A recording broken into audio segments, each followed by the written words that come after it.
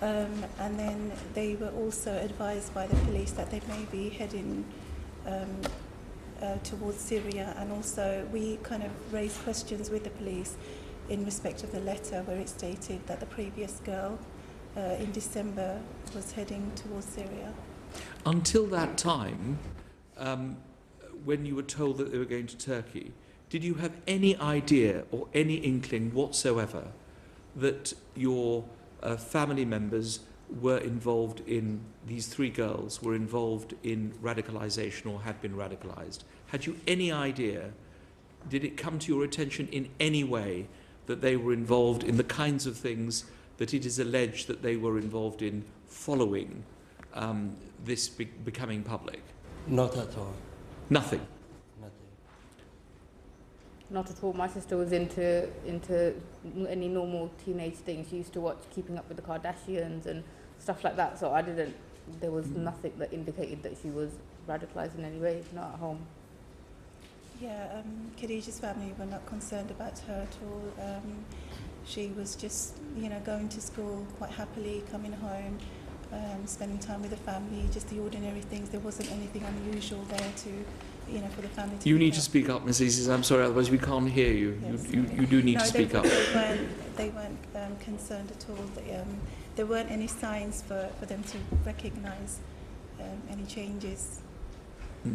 I think to add to that as well, yes, Mr. Akunjee. That is the same experience that the school had as well. They had recognised no indicators at all that the girls had been in any way involved in radicalisation, and indeed those girls had had some contact with the police between December and February, and they themselves confirmed that there was no indicators on their markers for those girls to be having been of any sort of concern either. Now, you mentioned the letter that you received, or that you found. This was a letter that was supposed to be given to you. It was not given to you, it was given to the girls. Why do you think it was not given to you? And would it have been better if the police had handed the letter directly to yourselves? That's a puzzle we are in. Why? But do you think that letter should have been given to you directly by the police? Yeah, as we are responsible for our children. And secondly, in respect of the way in which the police have handled matters subsequently, you, Mr. Akunjee, presumably speaking on behalf of the families, have been quite critical of the Metropolitan Police. Well, what in particular are the families concerned about?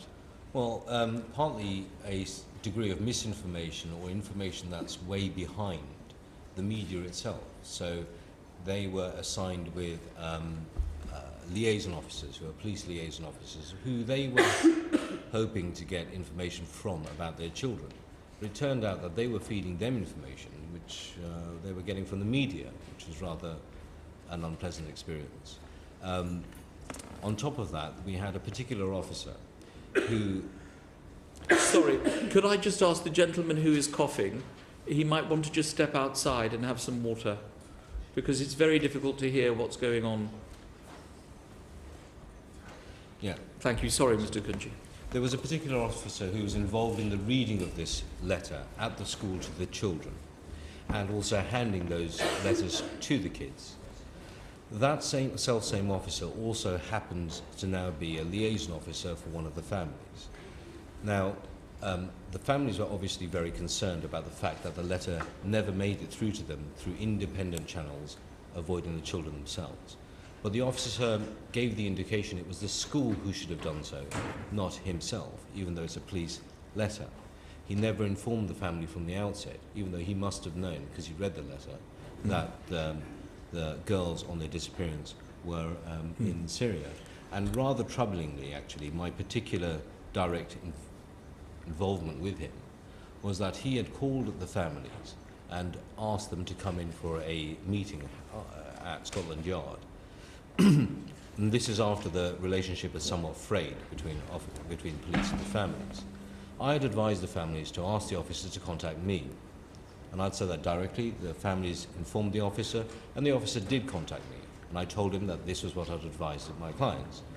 He then immediately phoned my client, not realizing I was sitting with them, behind my back and had effectively advised them not to listen to my advice. At which point I took the phone off him and asked him, are you advising my clients not to listen to their solicitor's advice? I want to speak to your line manager, which I eventually did. Yes, we'll come on to the other aspects, but just in respect to the letter, Miss Begum, if you and the other families had received that letter, rather than it going to the girls, what would have been that effect on yourself and the others if you'd received that letter directly? If we'd received the letter directly, we would have contacted the police. We would have contacted the police, found out, okay, why, where has this first girl gone, if they gave us that information. And I would have spoken to my sister, and I would have said, hold on, okay, if she was a close friend of yours, what do you know, and how much information can you give? And did any of you know any circumstances concerning the young girl who had gone to Syria from this school in December? Is it right that none of you knew that she had gone to Syria? Mr. Abbasi? Yes. You didn't know that this other girl had gone there? Miss Begum? I didn't know she had gone to Syria, but in December, 7 girls had been questioned in regards to that. One of the other 7 girls lives very close to us, so her mother was this, I would call the 4th girl. This 4th girl, she was being contacted by the police. She'd been asked to go into the station and so forth. So she was technically, she felt like, in her own words and in her own family's words, they felt like they were being harassed by the police. Now, from my mum and the 4th girl's mum, they're quite close. So she kept asking my mum, hold on, my child's being questioned and this, that and the other. How comes nothing is being said to my sister Shamima? So my mum asked me to have a quick word with her, find out if she knows anything. And my sister said that on that December interview, they'd been shown some pictures of this first girl that had gone, and they'd just been asked general questions about that. That's the information I got from her. She also told me that she had gone abroad, but she didn't tell me it was Syria or Turkey. She had told me it was Italy. So what you're telling us, committee, is that the lack of that information did not prepare you for what might have happened, and indeed not getting the letter directly would have also prepared you. Absolutely. One of the issues is the passport of the 3 girls. Some people have expressed surprise that they would have access to this. Had you had this information, would you have been able to hang on to the passports? Mr. Abbasi, who normally keeps the passports in your family? Me and my wife. So how did your daughter get access to it then? So I don't know. She knows where the passport has the document. She's trustworthy for family. She just went and took it, basically, is your view. Mr. Akunjee, you have been very critical on behalf of the family. Nothing that you've said has not been on behalf of the family of the Metropolitan Police, in which you have said that you believe that they owe the family an apology. Is that Indeed. right? Yes, I do. Why should the police apologise to the family? Well, in particular, the handling of the relationship has led to a fairly critical point where the family had come out into the press, into the media, and explained and expressed their concern that had this letter not been given to them directly, as is what anyone would expect, then they would have been on notice that issues to do with foreign travel, Syria, or maybe radicalisation would be floating to the fore. It's not something that a parent who is, the common experience with parents and 15-year-olds is they don't know very much about what's going on in their 15-year-olds' lives, I would imagine. But that would have floated to the fore and they could maybe address it. That was a critical factor. At the height of that tension, the police then released a Met press release, which basically effectively called the family out to be liars, suggested that that information specifically was communicated to the family on December the 9th. About the missing girl? Indeed, yes. And that became rather a sensitive topic. One would have thought that the police, who we pay and train to gather information accurately, rely on what they say in courts, would at least be able to find the information about what they themselves had given to the family accurately in sensitive circumstances, particularly in the context of children and counter-terrorism. Yes, thank you very much. Dr. Hubbard. Thank you. Just going back to the letters, just a brief question on this. Do you think there's any possibility that the letters being given to the girls triggered the departure? Do you think that's possible, or is that unlikely? It could be possible. We don't know what went through their minds. I mean, it is speculative. It's something that Sure. we have looked at. And it certainly is a possibility that when schoolgirls are effectively asked to, and I quote the colloquial, rat on their friends, and they're being spoken to by an officer, we don't know if they're aware if the officer was counter-terrorism or not, and the letter is headed with Metropolitan Police, if that didn't at least raise some panic in them, either expedite some plans they may have been formulating, or even led them to formulate the plan to leave thereafter. All of those possibilities are certainly possibilities, but within the minds of a 15-year-old, we don't know which one they actually picked. And sorry. Yeah. So can I just ask,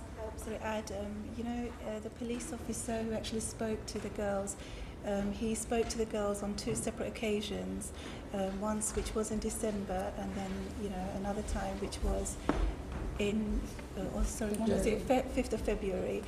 However, we've heard from, the community people, there had been, several more, conversations between the police and the girls on the school premises.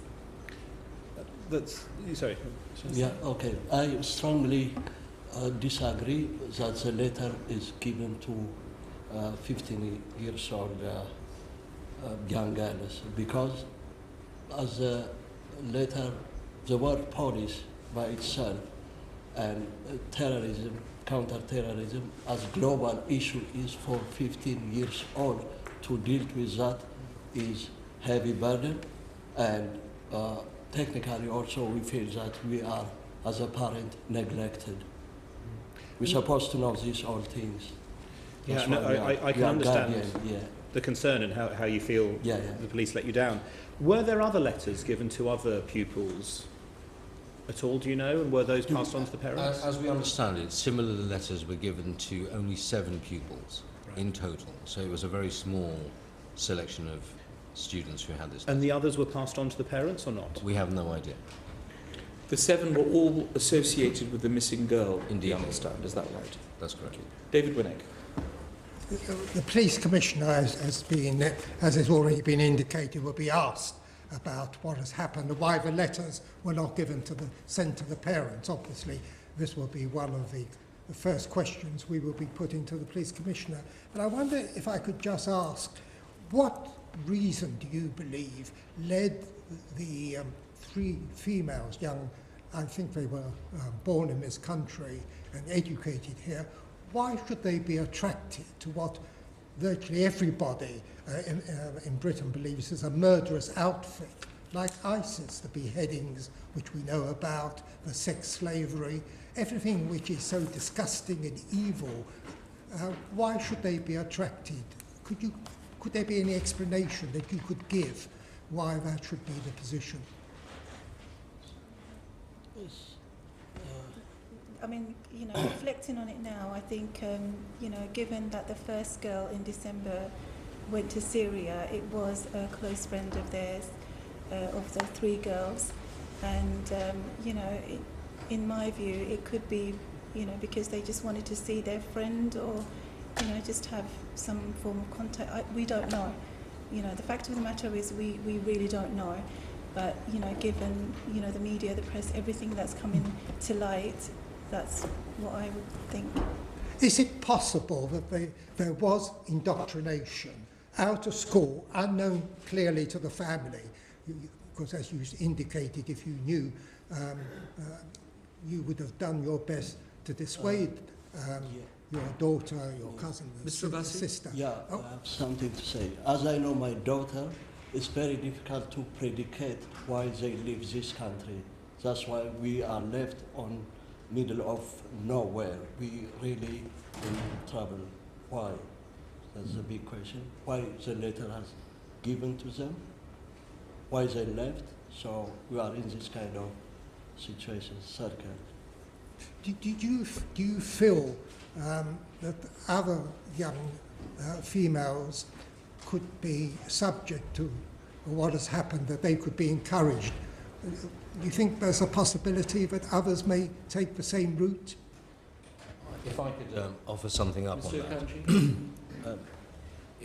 It is a very difficult thing to understand, and I would hasten to suggest that understanding a 15-year-old girl's mindset generally in this time for people of our age is a difficult thing to understand. Of course. Justin Bieber is a difficult thing to understand.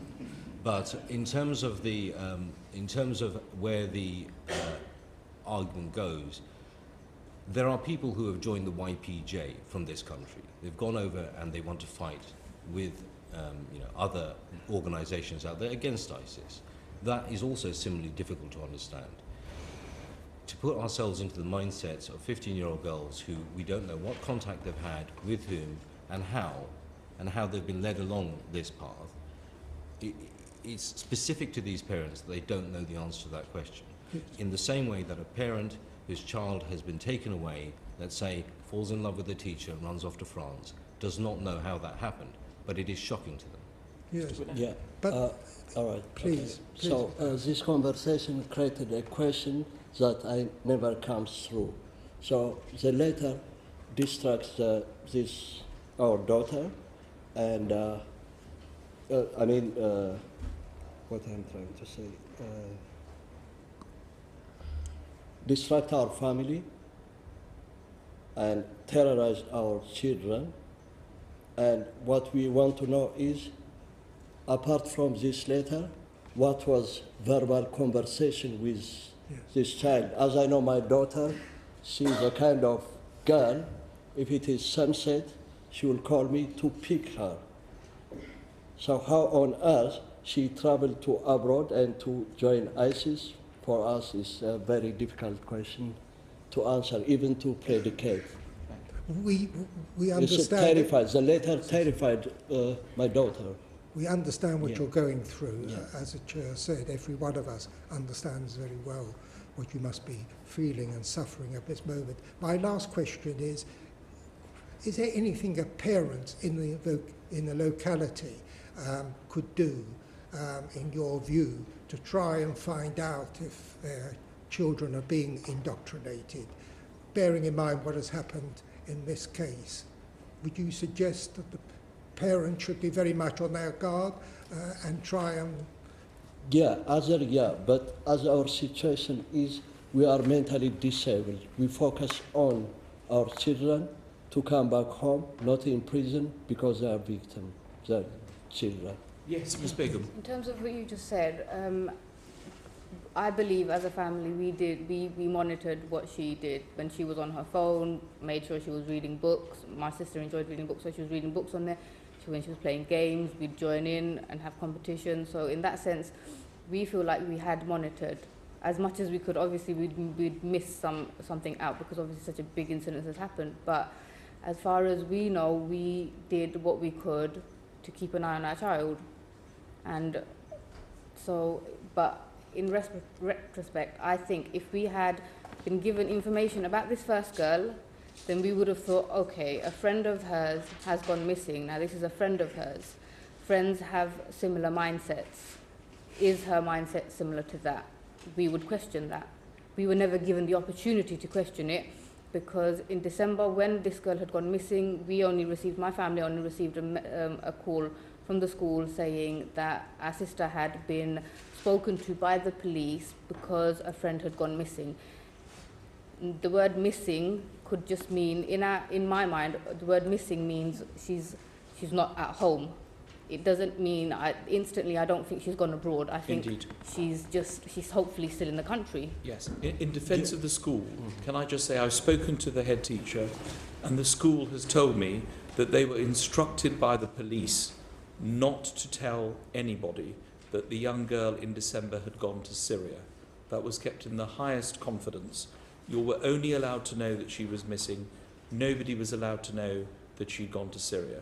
That is what the school said. Yes, Ms. Myers. But the school failed to actually inform us that there was a police investigation in school. There were several visits by the police officers in school, so the school failed us in that respect. The school also acted as an appropriate adult on behalf of, the parents at home. Surely they should have had that discussion with the parent at home. Well, that is a very And useful point we will put to them. Yeah. Finally, I want to bring Mr. Ellison. Yeah, Yes, Mr. Abbas. logically also, in my view, it doesn't make sense if we say, for example, I give James missing. It's not complete sentence, as I understand. Where? That, as a family, we have to know that we can prevent this to happen. Yes, we are very clear as a committee. What you're saying to us is if you'd known about this letter, if you'd known about the contents, Absolutely, you might have been able to, you can't be 100% sure, but you might have been able to prevent them going. And that Absolutely. missing letter was critical to you not taking action. Absolutely. Ms. It's not Begum. just a missing letter though. You're saying the school was told that they had to keep it under wraps. My sister was told that what she was spoken to about the interview she shouldn't discuss outside. Now you can't tell a 15-year-old to hold that kind of information away from her family. And it's not just my little sister that has said this to me. The fourth girl, I've also asked her, did the police turn around and say to you, don't talk to anybody about this case? And she confirmed that that's what she was told by the police. Police cannot tell a 15-year-old to keep things away. If you're going to tell a 15-year-old, keep that information away from your parents, away from anybody, they need to inform the family as well. Of course, we understand Imagine that. what kind of picture it draws to tell a 15-year-old between me and you, that's Yes, burden. we understand that. Yeah. Can I bring in now Michael Ellis? Thank you very much, Mr. Chairman, and can I express my condolences for what's happened as far as your family members are concerned. And can I just ask you, first of all, Ms. Begum, did I hear you say in an answer to an earlier question that earlier in the process you felt that your sister felt that she was being harassed by the police? No, not my sister. The fourth, so there were 7 girls that were interviewed. There was a 4th girl who my family have contact with. This first girl felt like the 4th girl, felt like she was being harassed by the police because she actually wasn't friends with the first girl who left. But this is somebody in the orbit of your sister, was it? This is a friend or an acquaintance of your sister? Acquaintance of my sister, but one of the 7 girls that was interviewed Yes. in December. Do you yourself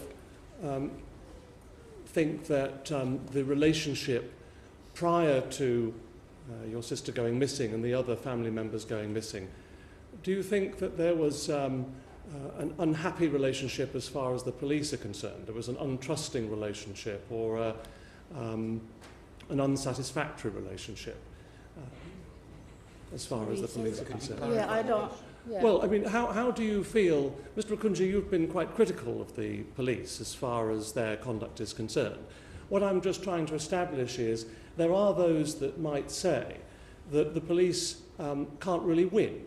They are sometimes criticised by some people, I'm not saying everyone, that their presence is intrusive in some communities. But then you have, as solicitor, have been critical of the police in that they haven't done enough or that they've misconducted themselves in this case. No. So what would you say to those that might argue that really, as far as the police are concerned, they can't win? No, I've been critical where I believe criticism is appropriate. All the police had to do was use an envelope, and we might have avoided all of this, really. So that's my criticism there. On top of that, my criticism is also that where the families have come out and set out their stall, effectively given their evidence as they are doing today in front of the media, the police made a mistake. We'll call it a mistake, but it's a mistake in that they alleged that between them and the schools, the family had been informed, effectively calling the family liars in the media. But you've also said that it's unrealistic to expect family members to necessarily understand, and I'm sure many people would sympathise with this, would understand what's going through the mind of a 15-year-old. I think that's what you said. Indeed. But isn't it also, in that case, even more unrealistic to expect the police to understand what's going through the minds of 15-year-olds? Well, given that they're tasked with the resources and the powers to investigate crime, and particularly terrorism, they were on notice with the first girl in December having gone to the location. These families were further disadvantaged in terms of understanding their children because the police had put a cap on the information to be given to them, both through the school and through the children themselves by effectively telling them to hush up. So how are the families supposed to work out what's going in their children's lives when they're not being involved in any process to do with the school or with the police, and they're also similarly being specifically excluded from the danger factors around their children? That is the criticism. But there is also the realistic position that the police presumably, I mean, the Commissioner will speak for himself, we'll hear from him shortly, but is it not possible to argue that the police don't want to do all they can to disincentivise others from following those who have gone before, and therefore it's not in the public interest or in the interest of anyone else necessarily to give all the information that the police are aware of? It's quite routine in police practice to withhold some information. Indeed, you've heard from the family though already that the first thing they did when they saw the letter was call the number on the letter. Had they seen the letter, they would have been on notice. The police themselves clearly were aware that that minimum information should have been delivered to the families, because they attempted to do so, albeit in a somewhat, in a somewhat bizarre manner through the actual girls. Right. So Can I finish my point? If I could? So be it. Yes, please. So, given that the police knew that they had to communicate at least that minimum information, they failed to do so. Well, Mr. Hussain, do you think... If please. I may, I just want to put a question for you, if I may. So, if police are not expected to understand 15 years young girl's mind, so I'll say, okay, for the sake of argument, but what do you think? Is that appropriate to give the letter neglecting the family?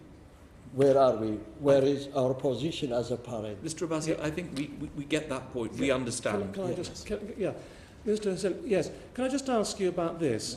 The passports were within your possession and control at home. Is that right? And your daughter knew where they were? Yeah. Is that right? So you're assuming that your daughter took the passport without your knowledge? Yeah, of course. Is that right? She's trustworthy, yeah. Yes. Yeah. Do you know... She's trustworthy, I mean, yes. She's free. Of course. Yeah. Do you know how it is that do any of the family members know how it is that the flights were paid for? So I understand that these 3 flights would have cost in excess of £1,000, or certainly many hundreds of pounds. Do we know where the money was obtained by 3 15-year-old, or 2 15-year-olds and a 16-year-old? Miss Bigham, do you have any idea? My sister, I know for a fact my sister didn't have access to that kind of money. Really? Yes. And Mrs. Aziz, do you have any knowledge of... We don't know how they... No idea how that type of money... And were there any impressions from members of the families that any indicators that the girls were perhaps becoming more devout in their thinking, or they had changed their general conduct? Had you noticed any differences in their behaviour in the weeks and months prior to this happening? No. Nothing at all? No. Nothing. I think if we had noticed anything, we would have been pretty much very effective in stepping in and kind of querying, but we haven't. And I just have one other question, if I may. Do you, as far as the internet is concerned, and social media, do you think that that had a part to play in this? Were any of your family members heavy users of social media? Is it within your knowledge that or belief that may have had a part to play? Do you think there's room for more regulation in this area? So I think it's the government that's encouraging, the uptake of hyperspeed broadband. I mean, what would you like? Mr. Akunjee, if you just bear with me, I'm asking the family members, did you notice whether there'd been heavy use of social media by your family members beforehand? Do you think it's anything to do with that? Do you think that could have had a part to play? Yeah, I have no clue. I'm not from that area. I don't use technology that much. Thank you. But in fact, it has come into the public domain that one of the girls was a heavy user of Twitter and was following 70 extremists on Twitter, which presumably came as a complete, total surprise and shock to all of you. I mean, I would not know who my 17-year-old daughter follows on Twitter. It's just not something parents would do, presumably. You wouldn't have known this. Can I just ask you about the future and your message to other parents before we come to the end of the session? Do you know about the government's prevent strategy? Do any of you have any idea what this strategy is? Have you ever heard of it, and do you know anything about it? I personally hadn't heard about it until obviously the situation's now come up, and now we know about it. I understand that risk assessments by prevent ask for risk assessments or something need to be done on certain situations and stuff. So I assumed that when the first girl went off, the 7 that were being interviewed should have had risk assessments done on them. Now, that wasn't done then, but I do now have the school knocking on the door asking to have a risk assessment done on my other sister, who happens to be attending the same school as well. Now, I just feel that if those protocols were put in place at the right time, then we would have just known more information. Mr. Razi, your part. Yes, of course, Mrs. Aziz. There is, I mean, in respect of your younger sister and Abbas's youngest daughter, they're both in the same school and they're actually still waiting. Given all of this has happened, they're still waiting for this risk assessment to take place, which really should have been like instant. It should have been instant. Yeah. But where do members of the community go? And we talk a lot about the community and what the community can do to help. Where would you go if you had concerns about your daughter or your son being radicalised? Who would you go to in those circumstances? You wouldn't go to the police necessarily, would you? Is there someone you could turn to talk about these issues? The school. The school? We would like to, be in a position to approach the school for, circumstances like this. And that would be the best for members of the community, because they wouldn't, I mean, there is a line called the anti-terrorism hotline, but very few parents would pick up the phone and ring up the anti-terrorism hotline if they had concerns about the radicalisation of their children, would they? There needs to be somewhere else for them to go to. And you're saying it should be the school, is that right? As for me, I don't know the symptom even, what radicalisation is. Sure, because it's never come before you. And in respect of the Turkish authorities and what happened in Turkey, once you knew that your daughters had gone to Turkey, once you had been told this, would your expectation have been that they would have been followed out there by the relevant authorities, be it the police or someone else? Because we've seen the CCTV footage.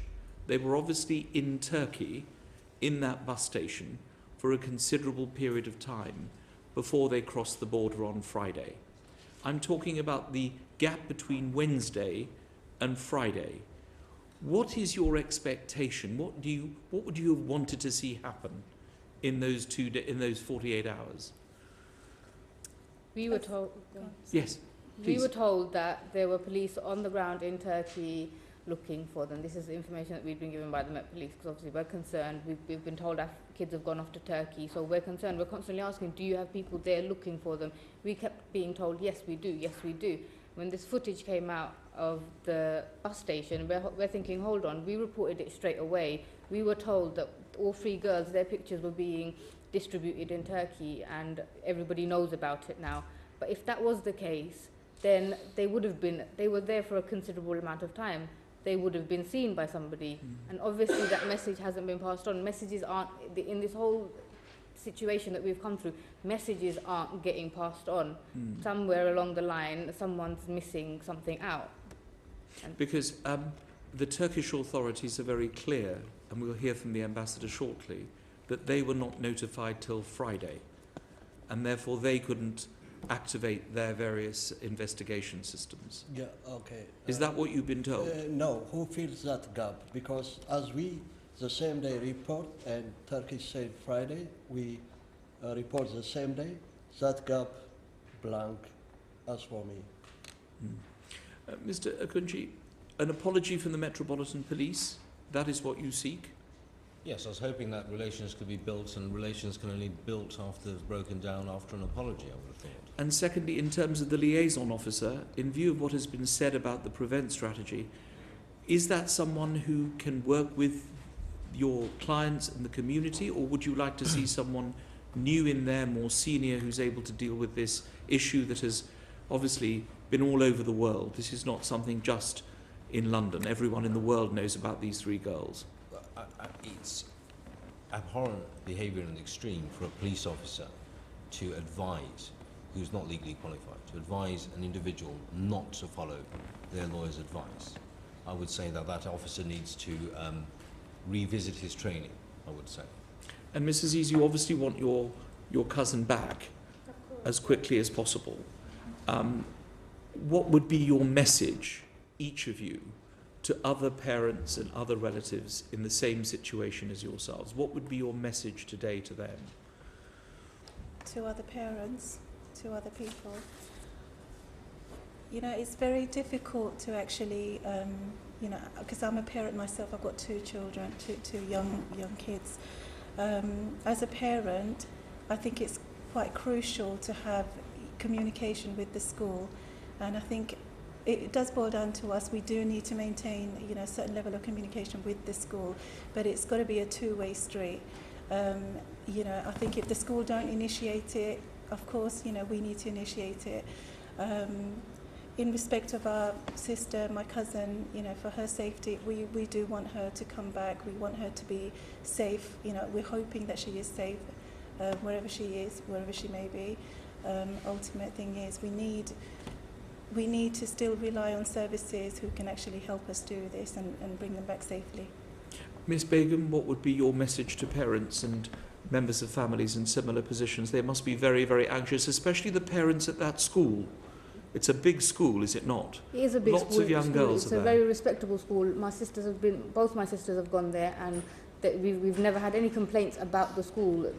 They're an amazing school. They're high achieving. They get all the support they need in terms of bringing them up to the potential that they have. But just in terms of, I feel so let down by the police, because we gave them everything. Every step of the way, we gave them all information, and they were just feeding back information that we had given them.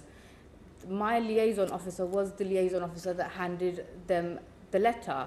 I think it's completely ridiculous that now then they assigned him to the same case, because ethically I don't think it's right. That question kept coming up: why did you not hand the letters to the girls? Now his response was, we didn't have contact details. The school were very helpful. When I went to the school to take my sister to school, obviously she has to carry on, I asked the school, did you provide contact details? They said yes, on the day we provided contact details. They were happy. So just to be clear, that was in December? Yes. This was in December. So the school handed them the contact details, and I believe the school. Now the liaison officer kept turning around and saying paperwork was being pushed around. I don't like the idea of thinking my mother's address is being pushed around here to there. Thank you. Mr. Abbasi, if you had a message to give to other parents in the community like yourself, what would it be following the awful circumstances that you've had to put up with over the last week? Yeah, simply I would say be vigilant, not to fall on the same trap we fall. Mr. Akunjee, finally with you, you've given us 2 of the things that you want: an apology from the police, a new liaison officer. Is there anything else that could help the families and that could point us to the way in which the prevent strategy could work in the future? Sure. I mean, just in terms of safety of children, last year, I think under Schedule 7, we managed to stop, for no reason at all, 60,000 people and ask them questions.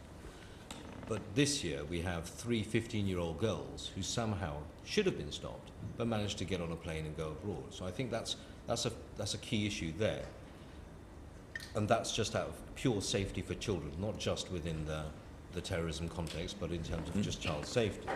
In terms of the future, I think that from my experience of the prevent strategy, is that none of these girls, none of the 7, appeared on any sort of high-level on any list, yes, within the prevent criteria. it is my view that it is a defunct document. It is also self-contradictory in places.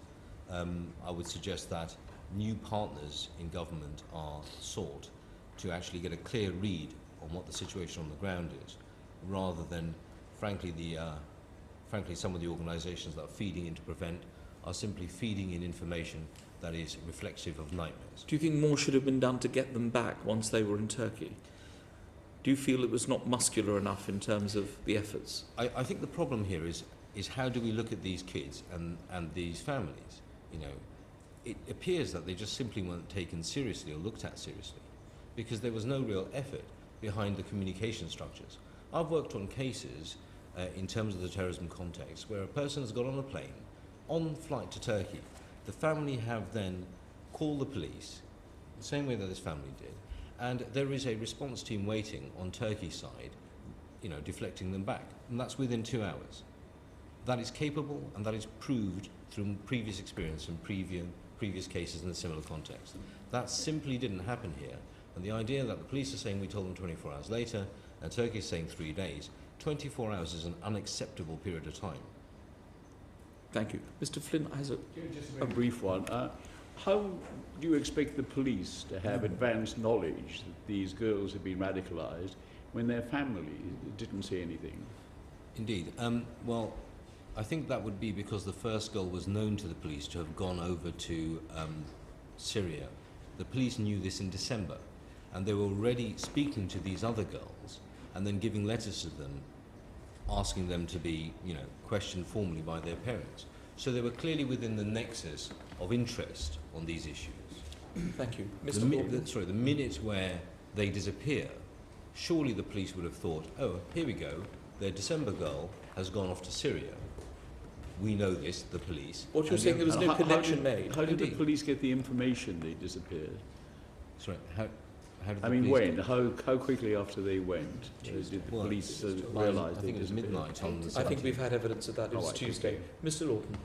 Isn't there also a role at the airport here? I remember a couple of years ago, my then 16-year-old daughter was returning from Portugal, and she was detained the other side, arriving at Gatwick Airport, and I received a phone call, which was slightly embarrassing because at the time I was Minister for Children, before they would release her to me. That was absolutely right. Yes. But surely there should be some reciprocal questions asked at the check-in when you've got 3 children unaccompanied going on a plane, that questions could have been asked as to exactly why are you unaccompanied getting on a plane? Is there something more to it than that? Do you think some more checks could have happened by the airlines? So is that on the Turkey side? No, when they checked in at the airport here. Well, I think in terms of check-in, we've all had that experience, I'm sure, in terms of putting your passport through and having a computer read your face. And one of the girls was actually using someone else's passport. How she got through that is a failure in the actual software or the computer mechanism there. So it wasn't even the same passport. But there's the passport check-in, and now, of course, you can do it electronically in many cases. But when you have face-to-face contact, which I presume they did, Indeed. with the Turkish Airlines desk, and when the member of staff working there checked their details and saw that there were 3 unaccompanied children, should there not automatically have been questions asked as to why are 3 15 and 16-year-olds travelling unaccompanied? What is the purpose of their visit? I absolutely agree with that. From my experience in airports, I think the staff there are under a fair bit of pressure, given the amount of volume that goes, and their main questions are, does your luggage fit the actual standard size? That's really more their focus. They're looking downwards and not upwards. So those are But you agree with Mr. Lawton that should have been better checks? Absolutely. When it comes to the safety of children, it should be our primary concern. Ms. Blackwood, I'm just about to close. I wanted to ask Mr. Akunjee, you said that you'd been involved in cases before where there was a very quick response. Indeed. Where a child or an unaccompanied minor had It wasn't a gone child or a abroad. minor, it was a young adult. A young adult. In what context was that case? Was it a missing child? Was it an abduction It was case? a terrorism case. It was a terrorism case. So there have been cases where the system has worked. Of course. What do you think was different about this case? Why do you think it didn't work this time? Well, personally, and I have been critical in this particular case, because there's just no communication across the board, either with the families or with the those agencies in the airports where they should make checks and communicate information about small children boarding planes, or indeed the police and the communications or lack of through the post. And was the case that you were involved with before involving Turkey itself? It was, yes. Okay. Thank you. Can I just ask Yes, one of more course. question? Mr. Hussain, I was very worried when I heard you say that even now you wouldn't know what symptoms to look for radicalisation.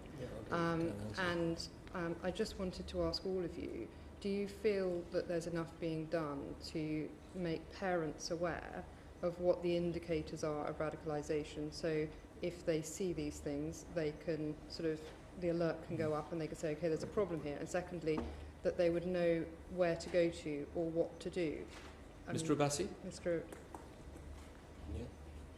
You agree Mr. with Hussain, Nicola Blackwood? Do you think that there is enough being done to make sure that people are aware of the indicators? Yeah. There is enough being done, or there isn't? No. No. there isn't. Okay. Ms. Begum? I have the same view. I don't think there is enough being done. If people were more aware of, if parents were more aware of things to look out for, then maybe the parents would keep an extra eye on their kids. And do you think that that should be coming from? Where do you think is the best route for that to come from? From schools, from community groups, from the police? Where's the best? Where's the most trusted group? I think schools would be the most trusted group because we trust them enough to send our kids there. Okay. So, do you agree, Mrs. East? I agree, because the children are obviously spending the best part of their day in school. As far as I'm aware, because I have two children going into two different schools, and given following our situation, now Tower Hamlets are actually kind of delivering certain kind of workshops and things like that within the borough. Okay. So I think we can be hopeful that things are going to improve. Thank you. For other So they need families. to, schools need to have a clearer line of responsibility in preventing terrorism, but also to know more clearly what their role is in terms of parental consent when police are involved in counter-terrorism activities. Ms. Aziz, Ms. Begum, Mr. Abbasi and Mr. Akunjee, thank you very much for coming here. You're welcome to stay for the rest of the session. We have the Commissioner and the Turkish Ambassador. Thank you very much. Order, order. We will just have a change of witnesses.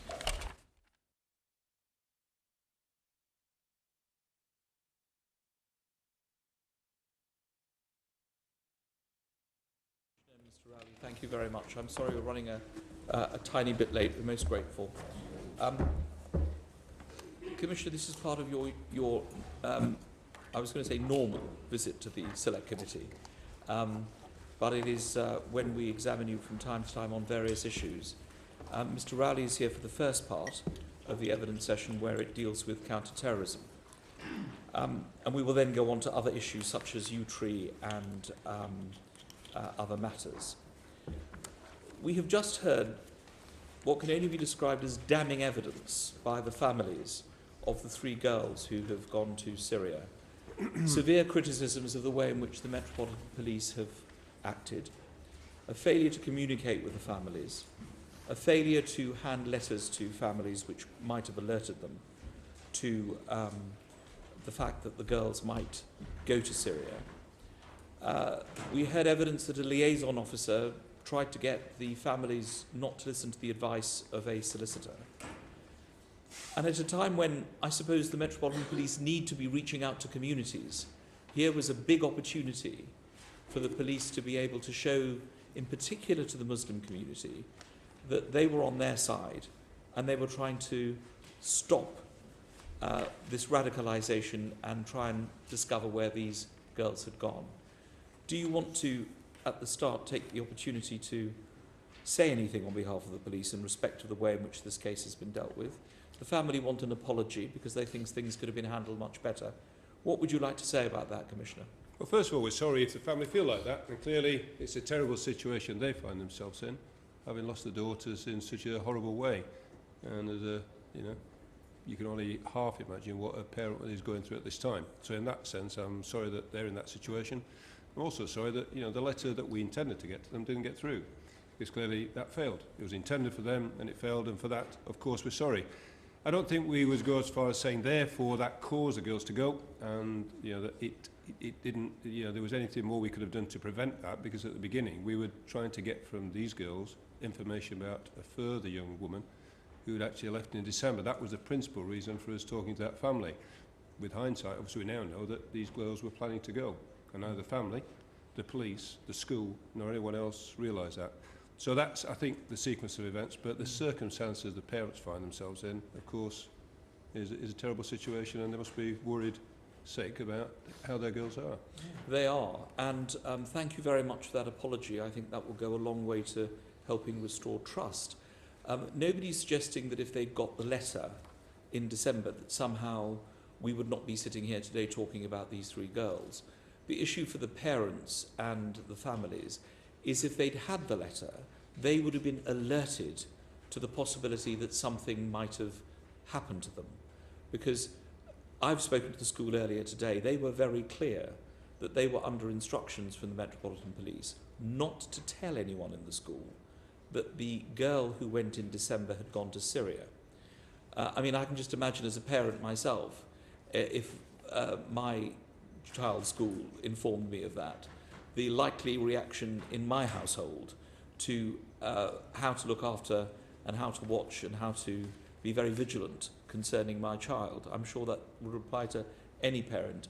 Do you accept that the core failure to communicate that letter, which is what the family said was absolutely crucial, is something that really does need to be revisited, so that in future when you have situations of this kind, the past is the past, we're thinking about the future, it is vitally important that everyone involved, schools, parents, know what is happening. It can't be necessarily kept in the shadows. Tell them the unvarnished truth and they can prepare. I think, Chair, as you've mentioned, clearly, with the benefit of hindsight, I'm sure we are going back and reviewing what's happened in this case. The dilemma is often, first of all, how much privacy the individual expects, because of course their family may not wish for that information about a girl going to Syria to be shared. In these three families' cases, they haven't even had that opportunity. It's been in the public glare for obvious reasons. So I think we've always got to think about that. There's privacy for the individual involved. And then you've got to get the balance right between clearly warning people but not worrying them.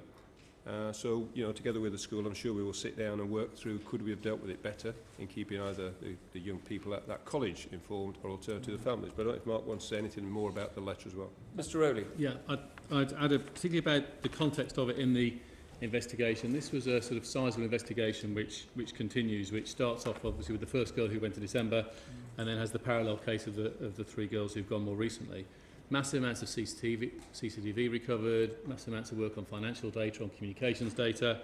And in that context, one line of inquiry, of course, was speaking to that first girl's friendship group. They were spoken to in December. Subsequently, one girl came forward with some information which was helpful, and she was seen and a statement taken and some useful material gathered. And that investigation has moved on apace. In fact, we have arrested 2 people for child abduction in relation to that first girl.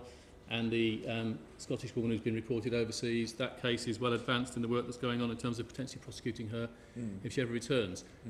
All those strands of work, very productive. One line of inquiry was the wider friendship group. Sure. And out of that came the contacts with the girls repeatedly. And the officer who followed it up in February, I think, was doing a belt and braces job. They'd given very little in the first meeting at the start in December.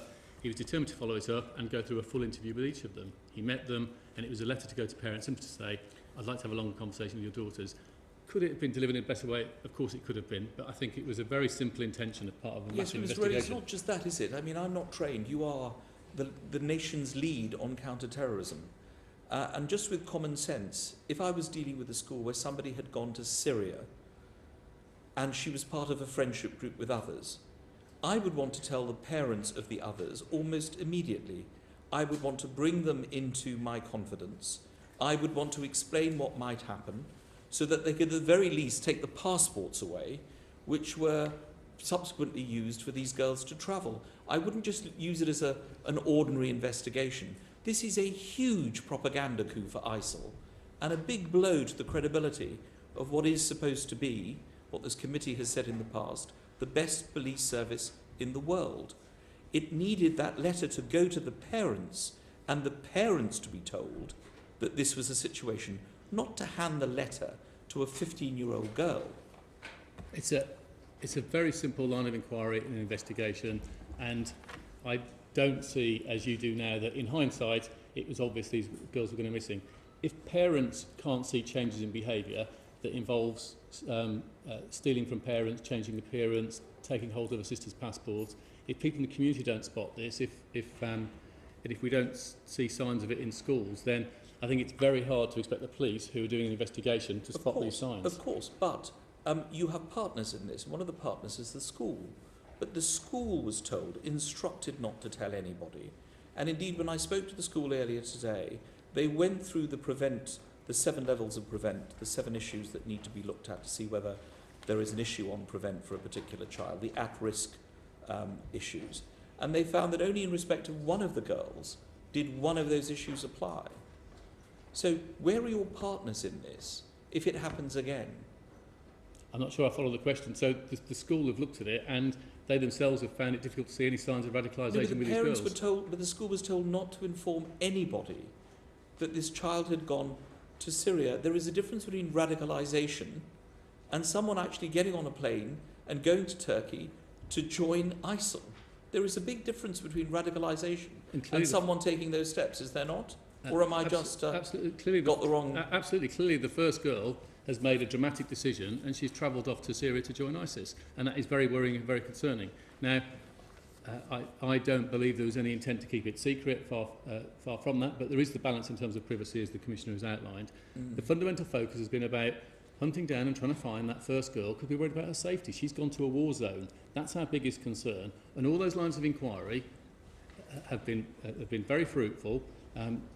They've delivered arrests, they've delivered intelligence, and as one of those lines of inquiry, we spoke to a friendship group. If somebody in the school had said there's something strange going on here, of course it would have generated more actions. But I think to expect the police doing an investigation to have a lens on these issues that families, schools and the community don't have, I think is unrealistic.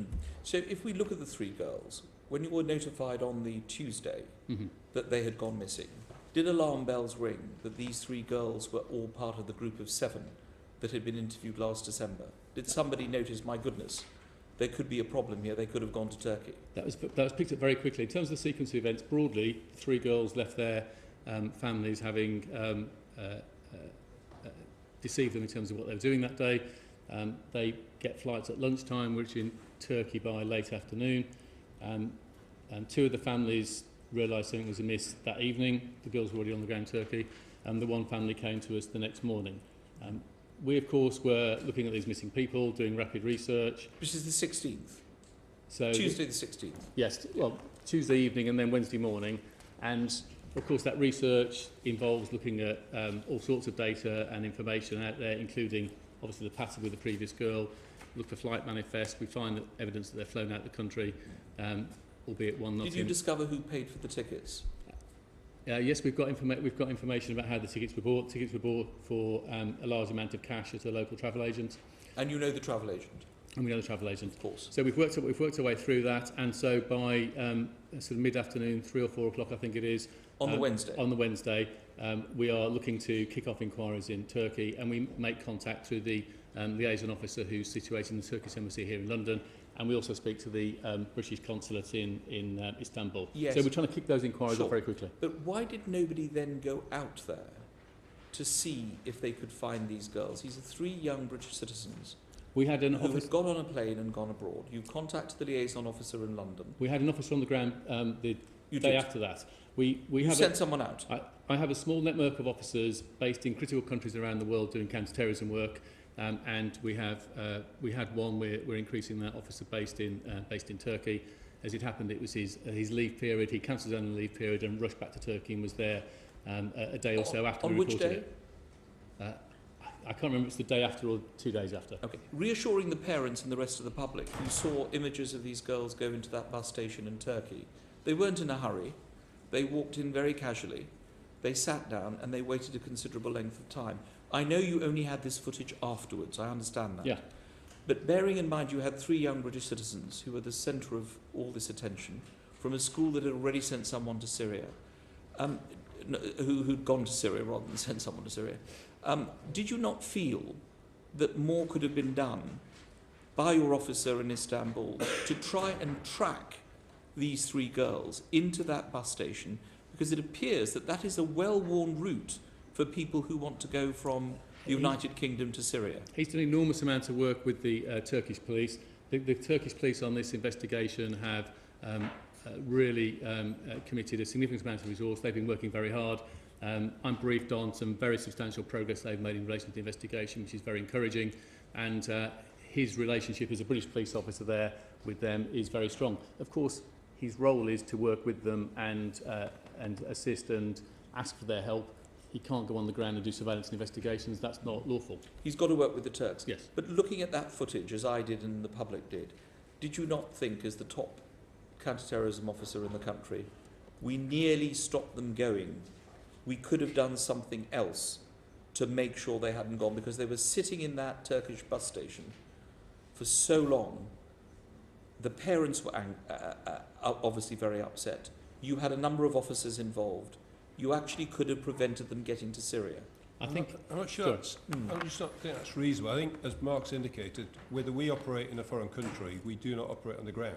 No more than we'd expect the Turks to come and try and find someone missing from Ankara in London. It wouldn't be appropriate. They don't have the powers, nor do we in Turkey. What we do have a duty to do is to share the information as quickly as possible to try and encourage them, among their many priorities in a huge country, to consider this a priority. Now, our best advice is that, we believe that they took some urgent action. Of course, would they be no clearer, presumably, about where these girls went after leaving the airport without making significant inquiries, like looking through CCTV? And everybody says, oh, it's so very straightforward, until you've gone through probably 200 hours of CCTV to find these people. It takes time. So I wouldn't judge the fact that they weren't discovered early. Of course, we would all have hoped to have discovered them before they travelled to Syria. But it's a big country, and these were three of the people we were looking for on behalf of the British state, and I'm sure they also have many priorities. So I think from our assessment is that they've done an awful lot. Sadly, it wasn't effective. Lessons to be learned in terms of cooperation with Turkey. They're a friendly country. We do a lot of work with them. The Turks are under huge pressure. There's foreign fighters coming from Western Europe on one border. On the other border, there's refugees coming from Iraq and Syria. Can we do more to help the Turkish government? I think we could always say, Chairman, that we could do more. But what more practically would you like to see happen? Well, I don't think it's easy to articulate that. You've actually set out very clearly the context in which they operate. They have a border with a warring state. They are trying to control that border. There are issues, as you know, in that border with the Kurdish population, which doesn't make it very straightforward for them. And of course, they are trying to manage a huge population, and of which this is just part of their threat. I have to say that generally we've got a good professional relationship with them as police officers and security service. We do a lot to work together. And as you say, our primary aim has been to prevent terrorism, so that we are trying to stop people, generally young men, but not only young men, leaving to become terrorists in Syria or Iraq. That's been our principal aim.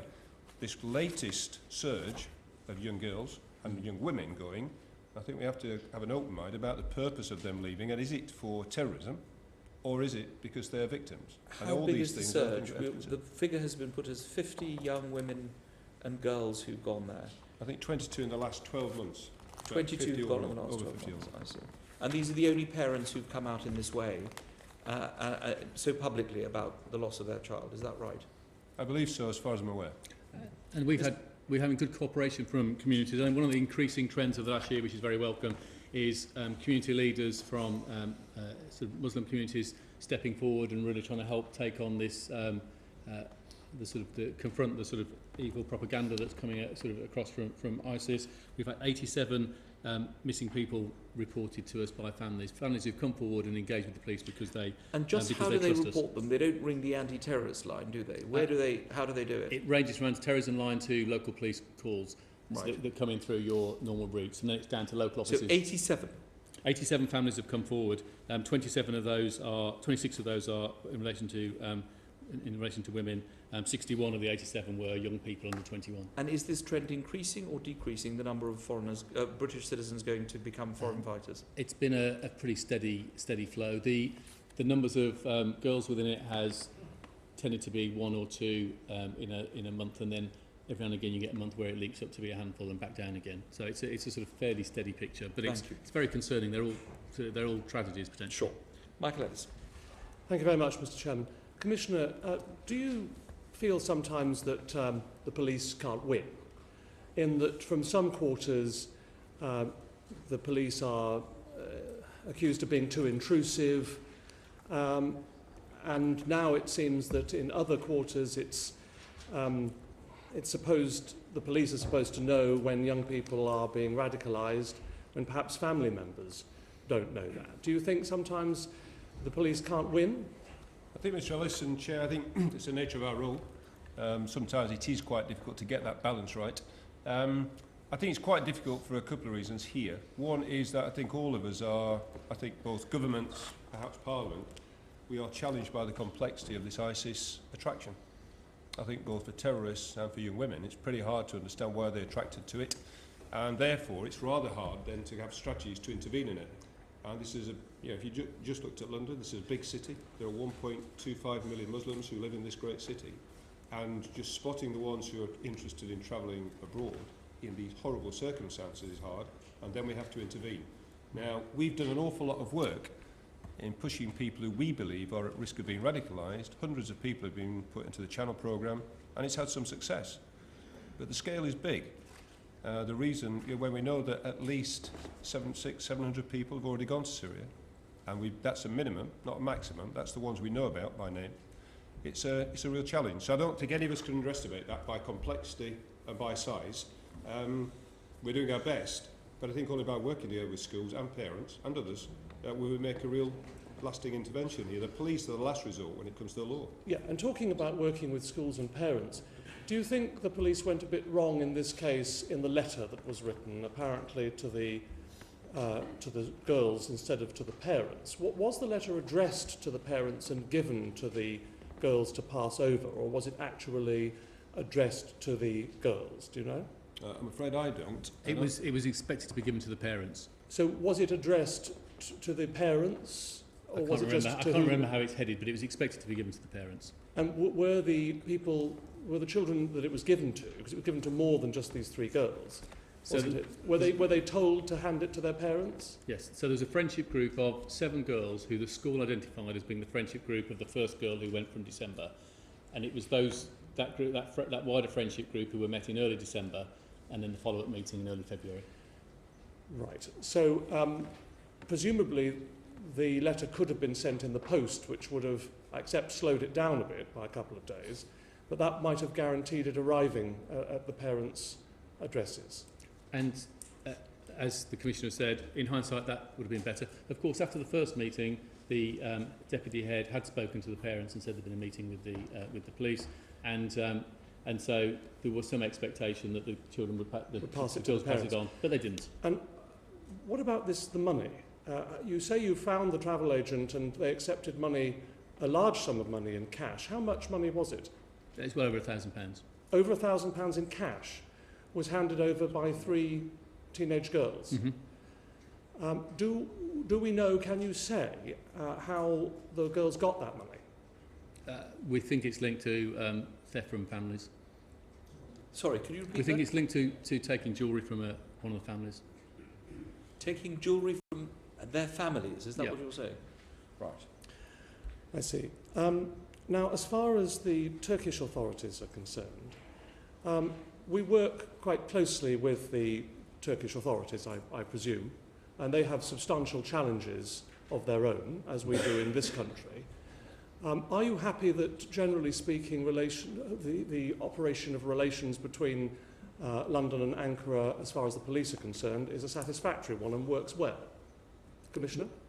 Yeah, I mean, certainly. I mean, at the moment, it works well. From time to time, there will always be tensions, usually of priorities. Everybody's always got too much to do, but generally, it seems to work pretty well. The inquiries we're asking them for, which often, more recent, as we've said, are for missing girls, but have been around people arriving for terrorism, seem to be treated seriously. But it's quite a challenge to them by volume, because, of course, we're just the UK. And we've seen around Europe, we've seen hundreds and thousands of people travelling again through Turkey. They have quite a challenge dealing with many countries making similar requests. Now, as far as the sequence of the girls' departure is concerned, if I understand the evidence that you've given already correctly, 2 of the girls were reported missing on the 17th of February, which was a Tuesday. And we now know that they caught a flight lunchtime of that day. Is that right? Mm-hmm. All 3 of the girls? Yes. But at the time that the flight departed, one of the girls had not been reported missing. Is No, that, none of them were reported missing. none of them were reported missing at the time the flight departed. Correct. But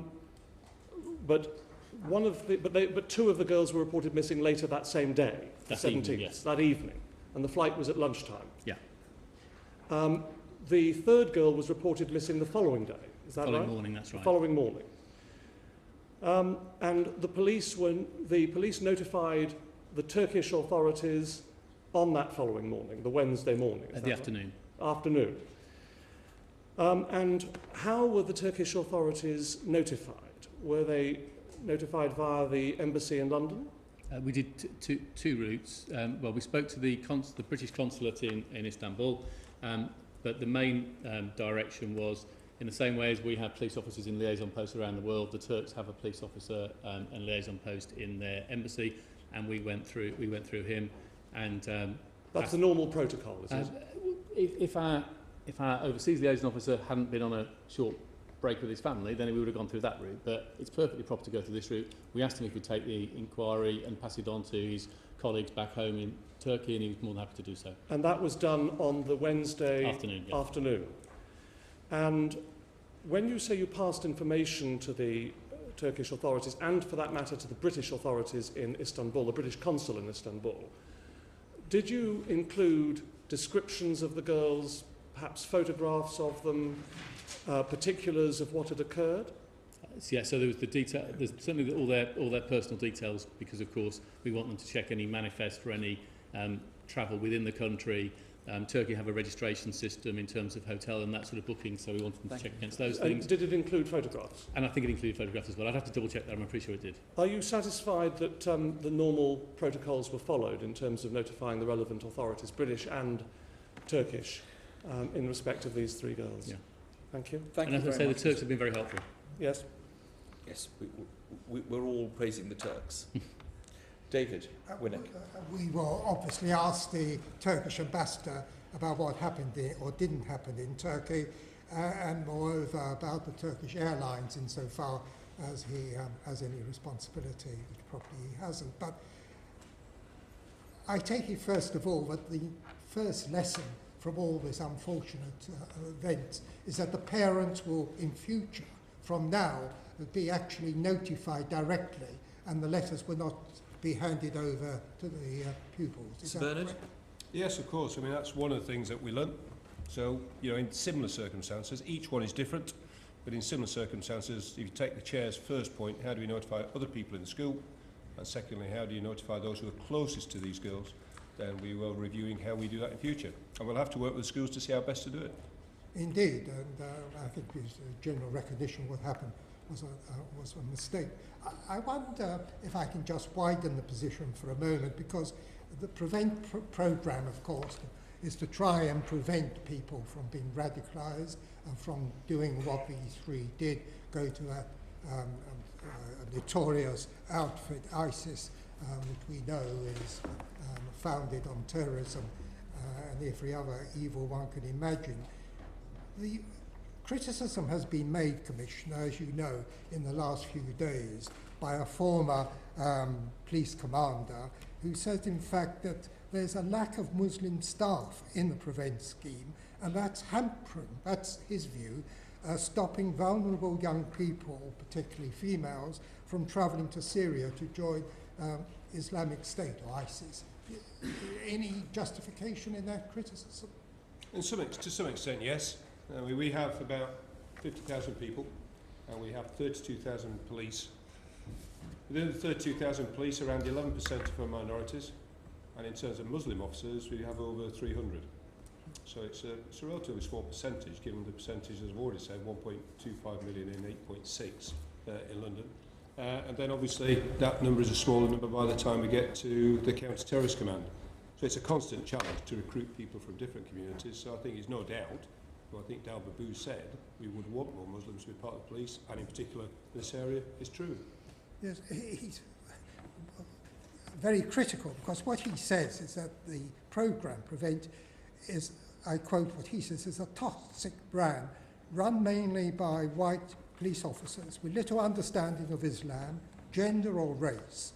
And feels that the people involved have little or no roots in the communities in which we're trying to support.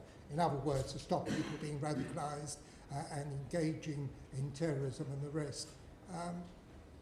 So, in effect, what can the Metropolitan Police at this stage do to meet such criticism? Well, we'll go to Mark, but just say one quick thing. I think generally, I don't think you have to be from a group to be sensitive to work with a certain group, whether it be a racial group, a belief group. I think the police have got to work with all groups. But I think I've already said clearly in this committee, I want better representation from all members of London. So I accept that general point. I think the second thing is obviously we do an awful lot of training to try and sensitise our officers and educate them in the beliefs of certain different people and how their cultures develop. Pretty hard in London when we know that over 300 languages are spoken, let alone all the different beliefs that there are and the various groupings within those beliefs. So I think there's a limit to how much we can train all our officers, but perhaps if Mark said a little more about what we do. I think the first point I'd make is that in this context we risk conflating prevent with tackling sort of Islamism and the sort of terrorism we're talking about here. Actually, prevent is a much wider programme. We use it, for example, around extreme right wing and other sort of extreme ideologies. So I just make that point. I think whether the label prevent or not is the right label, I'll leave for others to judge that. But in terms of what do we need to do, I think whatever strategies we have in the future, we will want to work with communities to help identify people who are being radicalised, who are becoming extremist, and find ways to tackle that, whether it's policing interventions or more likely it's other providers or it's mental health services. So I can't imagine we'd ever have a strategy where we weren't looking to sort of try and prevent radicalisation and extremism.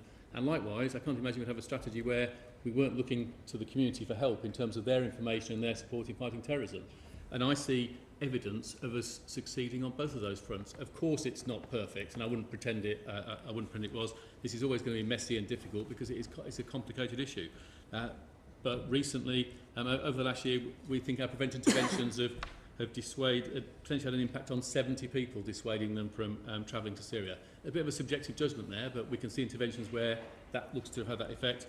We've recently doubled our work with schools and with higher education. A lot of them, because of the change in legislation that Parliament's just brought in, recognising their greater duties to prevent, have been looking for help, and we've been helping them with that, and police have been helping on that role. David Winnick? The police have been criticised, politicians have been criticised, but I want to ask you, both of you, to be perfectly frank.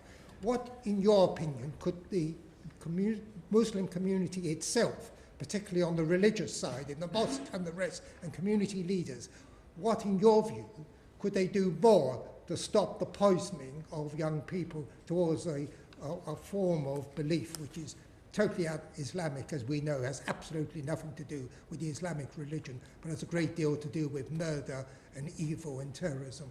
I think, for me, to do even more what they've been doing since around August of last year.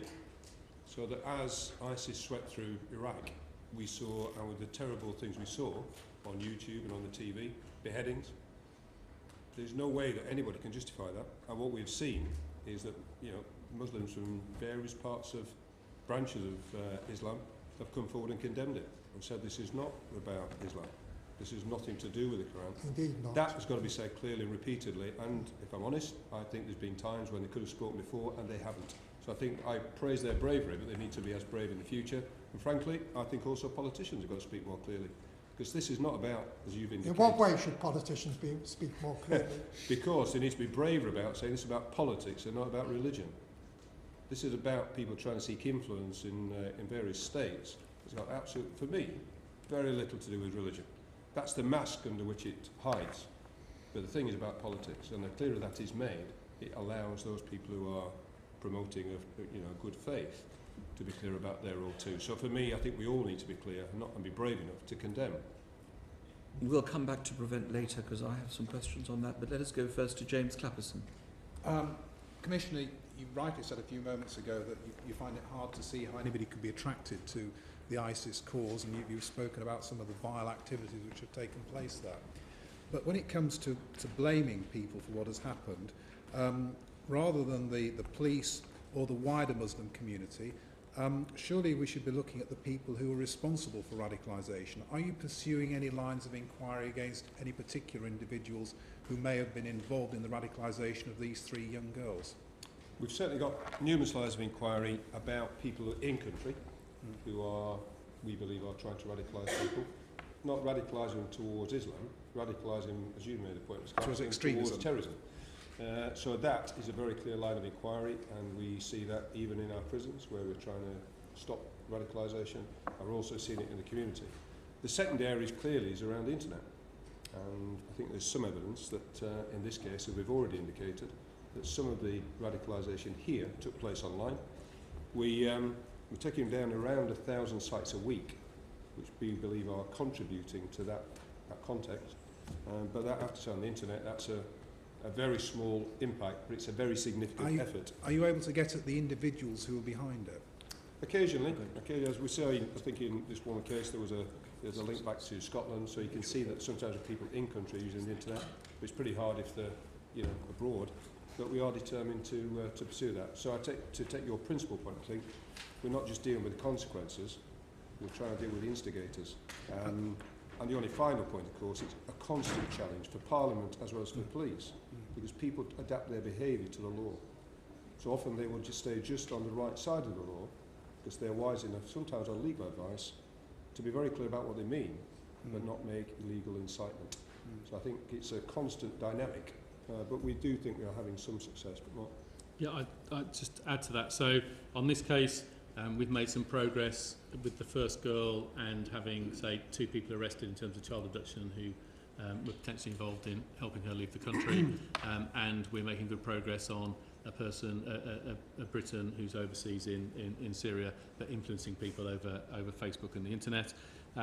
Also, in more generally, we have been looking at sort of people who are extremists in communities, as the Commissioner describes, and trying to find evidence where they are stepping over that line from being unsavoury to being illegal. And we've got one big investigation ongoing which we're making good progress on, and we'll keep chasing people down. We have a lot of people who are outside the country, maybe in Syria, who are using social media to try and radicalise others, and we try and get to a point where we're charge ready, so if they set foot in Europe or any friendly Western country, then we're ready to bring them back here and sort them out.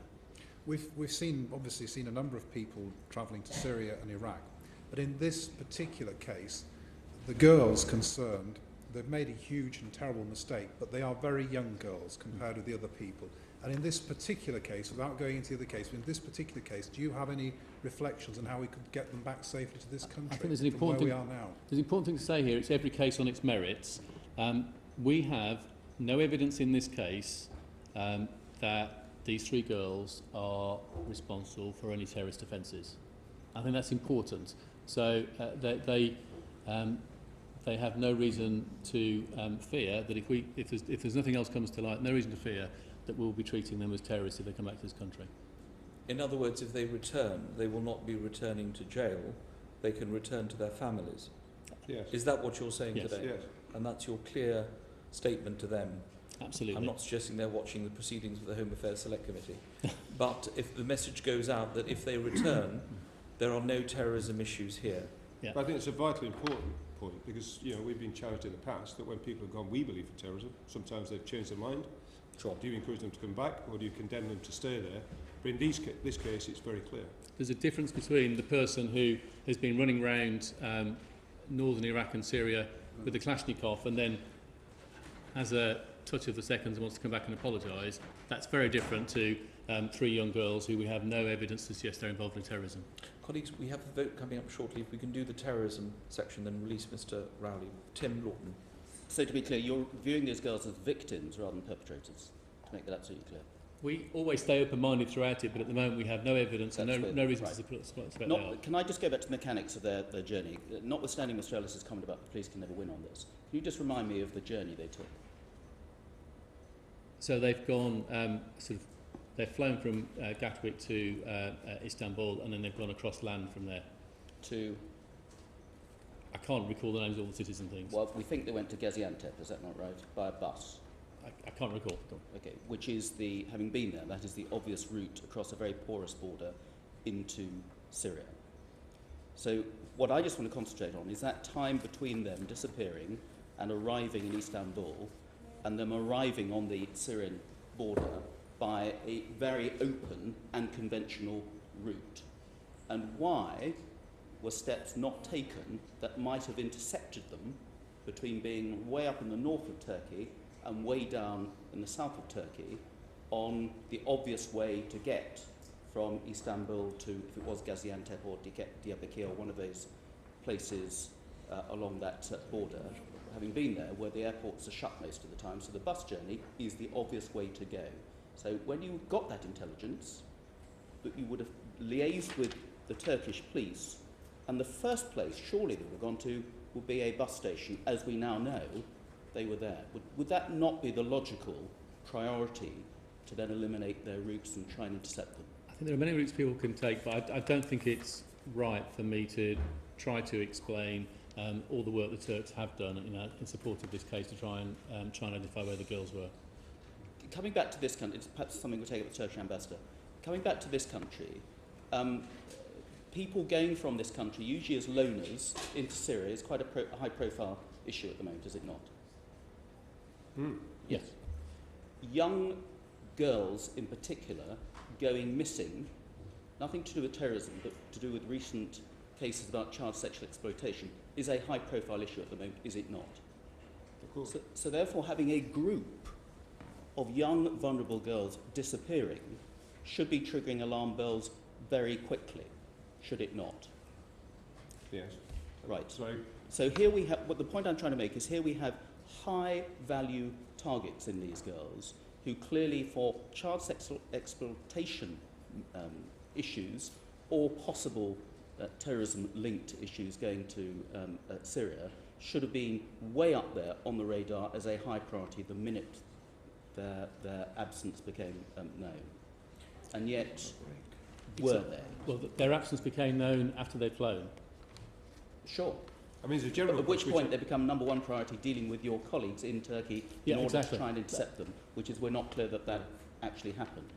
But I think there's a general point which I think you'll make as well, which is that as young unaccompanied children, young people, particularly perhaps girls, travel perhaps to Turkey, how much notice is taken of that in the general transport through airports?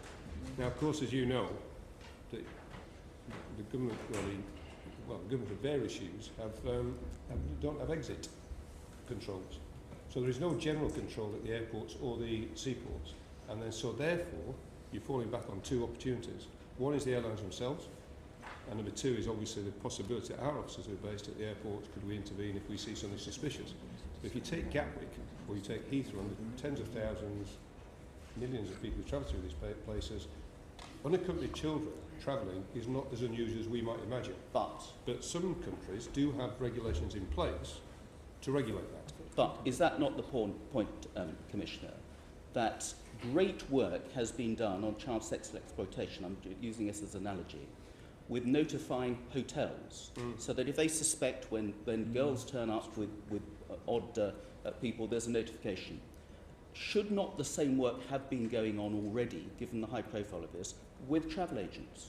When you get cash, and apparently the passengers give date of births as being 15-year-olds and 16-year-olds, with airline desks at airports, where, however unusual it may be, it is still fairly unusual for 3 unaccompanied 15 and 16-year-olds to arrive at a Turkish Airlines desk in the middle of term time, unaccompanied, going to a country where we know is high risk for people going for these purposes. Is work being done with those airlines so we don't have those passport controls? That's another issue. But people who do come face to face with these high value targets ask questions. Well, I think the first question, I think your question suggests some research to see how frequent it is. Because if it's so regular that we would be inundated by the worried whale travelling, then of course we won't be able to intervene. But I think your question is a good one. What more could we do? Because of course many people can book on the internet. They don't have to go to a travel agent. Once they know that travel agents may report, they will avoid it. They can turn up at an airport and buy a ticket, which is often one indicator of unusual travel. So I think the question is a good one. What more could we do, particularly with travel arrangements to spot these youngsters? But it's not, I'd have to say, for us, we've been quite surprised at how many young people travel unaccompanied to very young ages. And there's certainly at least one country where the only way that a 13 to 17-year-old can travel is, I think it's Portugal, with a notarized support of their parent. Now, I'm not arguing that that should happen here. I made a remark that many countries of the world, young people Mr. travel Orban. routinely My when they come down, rely on the airline for their safety. My 16-year-old went unaccompanied to Portugal and back. The only time she was detained was by immigration at Gatwick Airport coming back. But do you not take my point that if it's not happening already, urgently it should be happening, and whether it's over the internet they are booking, then it's the travel companies at the other end of the internet who have to get those details about date of birth, who have to get those details about passport numbers, should still be asking questions as well. The Home Office are looking at two things. Just a little. I think your general point is right. And the only caution I'll put in this is if the police get inundated with hundreds or thousands of these requests a day, for us to check out the validity of the sincerity of that travel, that will be impossible. But we're not talking about hundreds of thousands, are we? Well, remember, in order to pay online... We don't know. We don't know. Well, in order to pay online, you need to have a credit card for which you need to be over 18. Yeah. So, again, these are all sorts of... A broad point is, we don't know.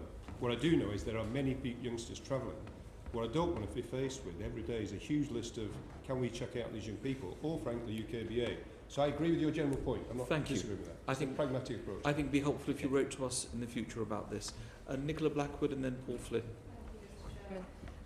Assistant Commissioner Rowley, I just wanted to follow up on a comment that you made right back at the beginning of the session, where you said that 2020 hindsight is 2020, and if the parents, school and local community couldn't spot the signs of radicalisation, how could police officers? But obviously in the evidence that we heard prior to you coming in, Mr. Hassan said, well, he wouldn't know what the symptoms of radicalisation were anyway, and this was echoed by the other family members.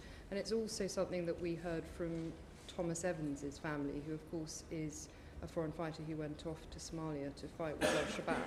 And so the question here is, what more can be done to communicate to family members the indicators of radicalisation, and what might give parents and family members the signs of radicalisation? And in this particular case, when it was known that one child in the school had gone to Syria, even if that particular piece of information couldn't be communicated out to other families, why was sort of more general information about these are the signs and things to look out for not communicated out to the families in the school more generally? And do you have the mechanism to do that quickly and in a targeted manner? That was several questions, but yes, I'll try and cover that ground. So firstly, in terms of the sort of signs, a lot of them are fairly obvious. They're about changing in attitude toward... I'm going to stop you there. There is a division. We will start immediately when we return on your answer to Nicola Blackwood. And I will start as soon as we have a quorum. I'm sorry. The politicians have spoken clearly and called a vote. So we'll just have to wait for that. Order, order. Recommence the inquiry. Mr. Flynn, if you would hold the answer to Nicola Blackwood for a second. Mr. Flynn had a question and then we'll go back to Nicola Blackwood. You mentioned the way that politicians have reacted to this totally unexpected situation. None of us expected people to be radicalised in this way, and quite rightly you were critical. I think many of the questions we'd asked this afternoon are from the point of view of perfect hindsight. And I believe that what I'd like to ask you is, we had three very intelligent young women here who plotted in a very devious way, in a very intelligent way, collected the money together and managed to completely deceive their parents. Do you think in those circumstances it's sensible to be critical of the police, and are we expecting of the police a level of efficiency that's unreasonable and unobtainable? I think there's a limit, but I have to be careful. I'm not too defensive and say, well, we can't blame the police. We've got our role to play, and if we've got information, I would expect professionals to react on it. But I think we can see the horrible situation the family are in. I'm sure that they must have replayed many times, could we have spotted something here? And I don't think it is easy. I think what we know is that we see that people who do leave, often they are more strictly observe their religion. They often say things which people start to worry a little bit about their interests and who they support. That's a natural, almost a political thing, let alone a radicalisation thing. I think there are things that we can, the point was made to us, what more could we do to encourage schools and parents? What do you look for? So I think looking for people who are becoming more devout, but in a, there's nothing wrong being devout, but there seems to be something when it's a change of behaviour very quickly. I think it's worth spotting. Secondly, I think particularly young people, control to finance, if that's possible. And thirdly, control of passports. Do you think there's those three things? Thank you very much. Do you think there's a danger in trying to seek perfection in these incidents? It's one incident, and there's a series. It's many incidents, hundreds are going on, to try to seek a judgment on the things that went wrong, and things always go wrong. In this occasion, we're in danger of making the police risk-averse and less efficient rather than more efficient. There's certainly a possibility because the numbers are not big. We've talked that each one is a disaster for the family, but they're not very big given that we talked about broadly 700 people. It's still a relatively small number of people. So there is a danger that we concentrate our resources on where relatively few people are affected. But the difficult thing is we're talking here about one of these girls being 15. This is, as I think has already been said, this is a pretty disastrous outcome, in our view, for this girl now being in a place where no one can easily recover her. All the other two girls who were with her at 16, that's a pretty disastrous outcome because we all believe that they're mature, they haven't got mature judgment. And of course, this is one of, we've got over 300 investigations at the moment in the Counter-terrorism Command in London, many of which involve people aspiring to or plotting to kill people. Now, this investigation is very important, but has to be set in that context. And I do take your point about a doctrine of perfection. If we have a public standard which is either an operation is completely perfect or it's completely awful, then I think it's a polarised and unreasonable debate. Thank you. I think our officers did a good piece of work here, and in hindsight, there's one or two things that could be done better, but they did a good piece of work. Can I ask you a brief question about the Daniel Morgan case? No, you can't, because that's not to do with terrorism. You can ask the Commissioner later. Okay.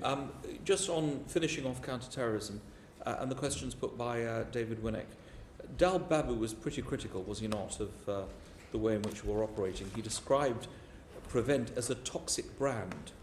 And he raised this issue, raised by Mr Winnick, but I'm putting it to you this time, Mr Rowley, rather than the Commissioner, that at the top of Counter-terrorism Command, there were people who don't really understand the community, and they don't understand, in respect of Islamic radicalisation, what to do with them. Do you accept that? Because clearly, you will not know all the details of this, will you? I wouldn't claim to be an expert on the history of Islam. No, I wouldn't. But I don't see Prevent as a toxic brand. I have a counter-terrorism command that is pretty much as diverse as the rest of the Met, and we know that needs to improve across the organisation, but we're not opposed to that. We're very determined to follow that lead in the work the Commissioner has pushed across the organisation. And actually, there are people with different views about Prevent, but fundamentally we are seeing more people stepping forward, more people giving information to the police, more families coming to us looking for help. So I see a lot of evidence of trust in the police. I also see some challenging debate, and that's perfectly understandable. But we don't expect you to be an expert in Islam, but what Dal Babu put, and this is not a surprise question because it was on the front page of the Evening Standard yesterday, would you know the difference between Sunnis, Shias and Salafis? There's the issues about the sort of original...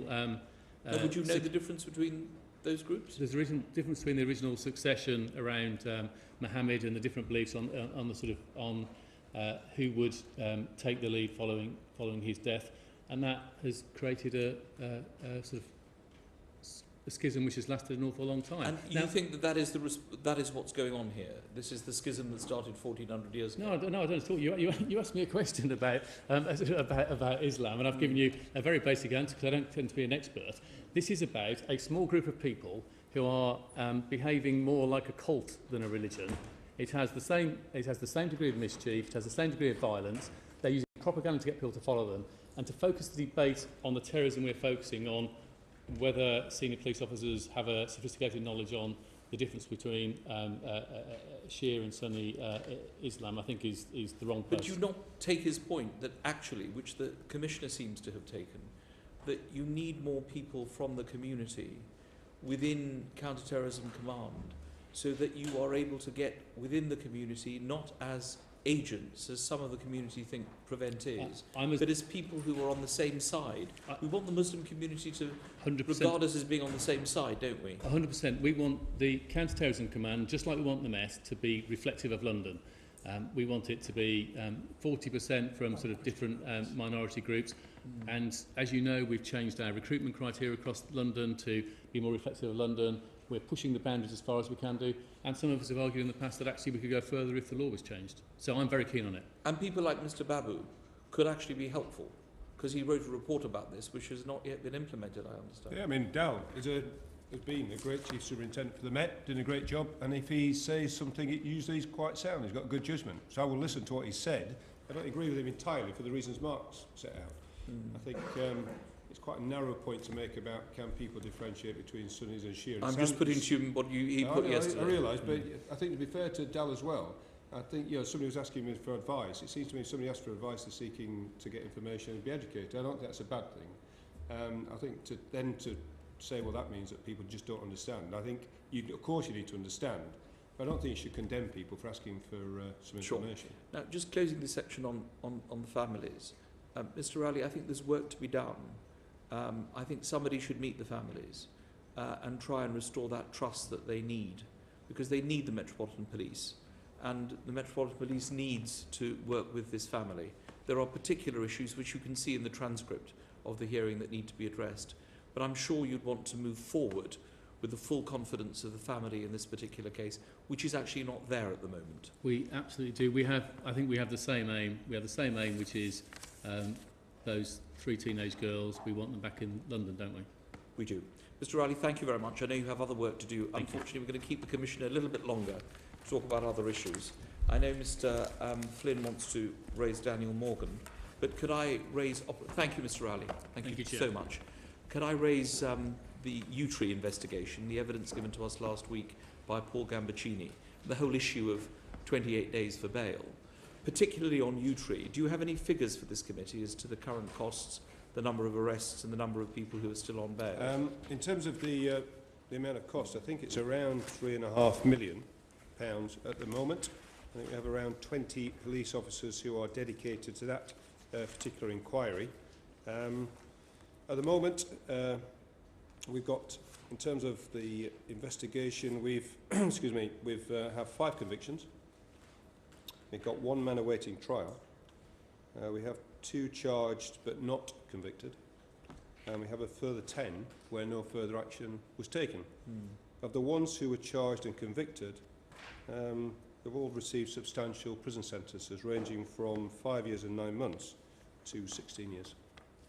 In respect to Mr. Gambaccini's evidence to us, I'm not suggesting that you have seen it or you have read the transcript, but he was... To be fair, Chair, I have read that this morning. You have. Thank you very much for that. He was pretty critical of U-Tree. He said if it was a football team, it would have been relegated by now. And he was very upset at the fact that he'd paid over £200,000 in legal fees. And at the end of the day, his reputation has been damaged on a complaint that he says was fictitious. Do you think that there is a case to limit bail so that there's not this continual renewal of bail? I think so, although I think just 2 things, just a couple of things I might mention before that, and I'll come directly to the point, if this is okay. I think even if we stop bail, or we restrict bail by time, that wouldn't, under the present legal system, stop the investigation. So we would say, right, we'll release you from bail, but we will still carry on and investigate, and then we may arrest you again. So I think we have to be realistic about that reality. Secondly, I think if we do start to put artificial time limits in, they will be challenged by difficult cases. Now, of course, Mr. Gambaccini makes the point that he's a difficult case and he feels he was badly treated by the present system. But if we put timelines in there, that could be quite difficult. You know that the Home Office have made 2 proposals. One is to limit bail to 28 days, which I honestly think is unworkable. And Is or isn't workable? It's unworkable. Unworkable. So you agree with the DPP in this? Yes. I mean, I just think practically, even to get a file together to give to CPS to get it back to us, it just doesn't work. What should the time limit be then? Certainly, the other proposal, which is 28 days plus an extension of 3 months by a senior officer, and then a magistrate's court, I think is more workable. But if it was me, I'd go for a 6-month period. And I think seriously before putting it before a magistrate's court for 2 reasons. If you limit it to 3 months, we'll be taking some of the time when someone's on bail to prepare the case to go back for an extension of bail. There is a case to make to a magistrate, so I think we have to be careful with that. When I've looked at our figures, then I've seen that 85% of the cases, the bail is extended only to 6 months. And it seems to me for the majority of cases, that would have excluded the majority. So if there's to be a time limit, I would argue for 6, not 3. But I would be very careful about putting these time limits on. And the final case is that, you could alter the system in one way, which is to say continue with the present one, but allow the defence to go to court to stop the bail if they think it's been abused. Thank you. Julian Huppert and then Paul Flynn. Thank you, Chair. I have 3 questions I'd like to ask. The first one is a follow-up on a question that I asked you 2.5 years or so ago, where I asked if you had £1.8 billion to spend over 10 years to improve policing, counter-terrorism, make the country safer. How would you spend it? And you said your 2 main areas were improving neighbourhood and community policing and better use of technology. You talked about moving from green screen towards iPads and ANPR and things like that. Would that still be your answer on how you would use extra funding? No, because those 2 areas we've addressed. So Okay. we're just getting up to, in fact this Friday we'll be back to 32,000 police, having dropped to 30,000, despite saving £600 million. And what that means is that we can put 2,600 more officers into neighbourhood policing. And in terms of technology, one of the benefits of being in London, although we are suffering a recession and losing revenue, we are selling buildings and getting capital. So we're taking that capital and investing in technology. So we've yet got to spend that money wisely, but at least we are accumulating that money, really. So the areas I would now concentrate on, if the same question has been asked, is around counter-terrorism. And also anything that we can do to maximise what we've already talked about in terms of diversity. Because we saw in PSNI that when they wanted to change radically in the way that I honestly believe we need to, then some radical financial adjustments had to be made. And so for me, those would be 2 big changes. Well, very interesting that you've managed to achieve the 2 targets from 2.5 years ago. Can I then move on to another issue? Because some money, of course, have been spent presumably on water cannons that are currently stored. How much has been spent so far? From memory, so if I apologise to get this wrong, but I think it's £250,000. £250,000 spent so far. And you presumably saw the comments from Bill Bratton recently, who I think was considered for your job, saying that water cannon have a horrific history and would not even be considered for use in America. I'm not sure I agree with Bill on either point, because I think they have them available in America, but in any case, I'm not sure what the horrific history is. Well, I mean, his quote was, because of the horrific history of using water hoses during the civil rights era of the 1960s, that's anathema that we just don't use or contemplate using anywhere in America. If I'm honest, I'm not sure I'd take public order policing advice from America. He was considered for your job, wasn't he? The specifics in terms of water cannon, it is not an attractive option. I've always, we would always concede that.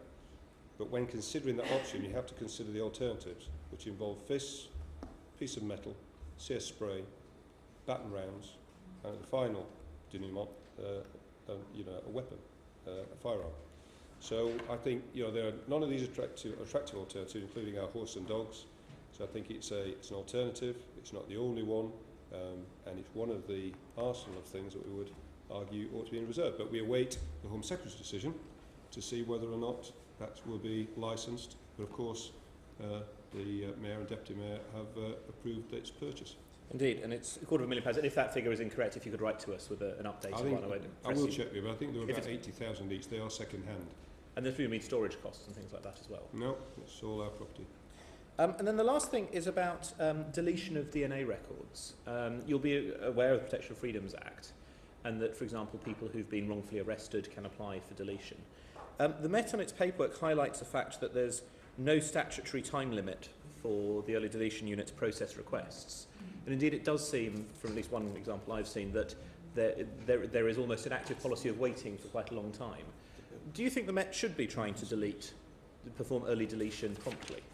Right, I'd probably have to take advice, Dr. Abbott, if you don't mind, because I'd be surprised if we're not following the law on this or the practice, but I'd be interested in any cases you have, if you feel that we're not...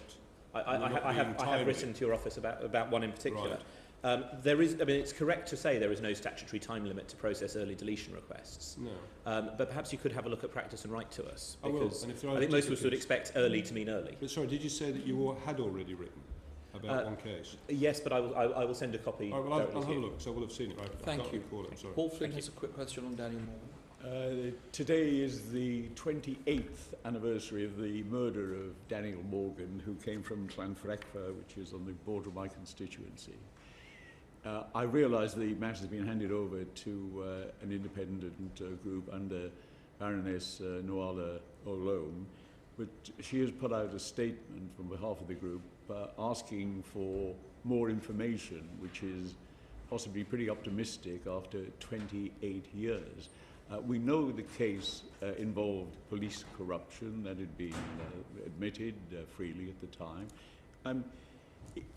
While it's out of your hands at the moment, with that in mind, and having read the report on Operation Tiberius, the deeply shocking report, is there more, do you think, that the police can do? Is there anything in the police history that would give some explanation to Daniel's brother, Alistair Morgan, and the rest of the family, of why this terrible crime took place, and to bring the people to book who were responsible for it, both in the criminal world and in the police? Well, first of all, Mr. Flynn, I know you've campaigned on this for a while, and I agree with you, it's a terrible state of affairs. That man's been murdered, his murderer has not been convicted, well discovered and convicted, and the police were involved in corruption around it. So that's an awful state of affairs, where we agree. If any more information is made available, I guarantee that we will act on it. There, as you are also probably aware, there's a bit of a legal block in one sense, because of course there was I think it was in, forgive me, but I think it was in February of last year, yes, where a court case was halted, and consequently that particular trial stopped. It caused real problems, and if you remember, the judge at the time said he was concerned with so much material that the duty for disclosure he thought may be an impossible challenge to overcome. Okay. But my guarantee would be, if it's at all possible, then we should pursue a murderer. Okay, just a small point. I mean, are you really satisfied that the stables has been cleansed as far as that terrible period of Operation Tiberius and his death is concerned? But are there still elements in the police that are still having an influence in suppressing the truth? I think in terms of this case, I believe that the people who have been involved with it in the way that you've described are no longer there. And as you're probably also aware, the National Crime Agency have been asked to carry out an investigation to see whether or not they can pursue that. David Rennick. On the 13th of January, when the Deputy Mayor of London gave evidence, it was pointed out that 10 young people had so far been murdered in the first few days of this year. And then, of course, more recently, there's been the terrible tragedy of a boy aged 15 stabbed to death on the 27th of February, cycling with friends. What is the latest situation overall? As I understand the position over the case which I just mentioned, some have been arrested. Am I not right? Yes. Then overall, first of all, every murder is terrible, particularly when it's involving a young person. So no matter what the numbers I'm about to tell you, everyone is pretty awful. There's no doubt in the first 3 months of this year we have seen a slight increase. And of course, as you said, then we've seen some young people and they've been victims of knife crime. So that's a horrible outcome. If you compare the last 3 years to the previous 3 years, we've seen a 22% reduction in murder overall. If we were to take a 4-year sample, it would be a 25% decrease.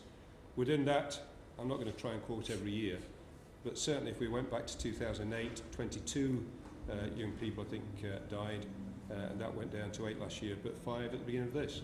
So I think what we're seeing is a general trend down, but these last 5 are worrying. So we are now in the process of reinvigorating our work around gangs, which has been very powerful, and also around stop search. Now, one of the things I would say about stop search, we've reduced it by 2/3, but we are going to target, we probably need to look at, are we targeting the right people, particularly around the carrying of knives.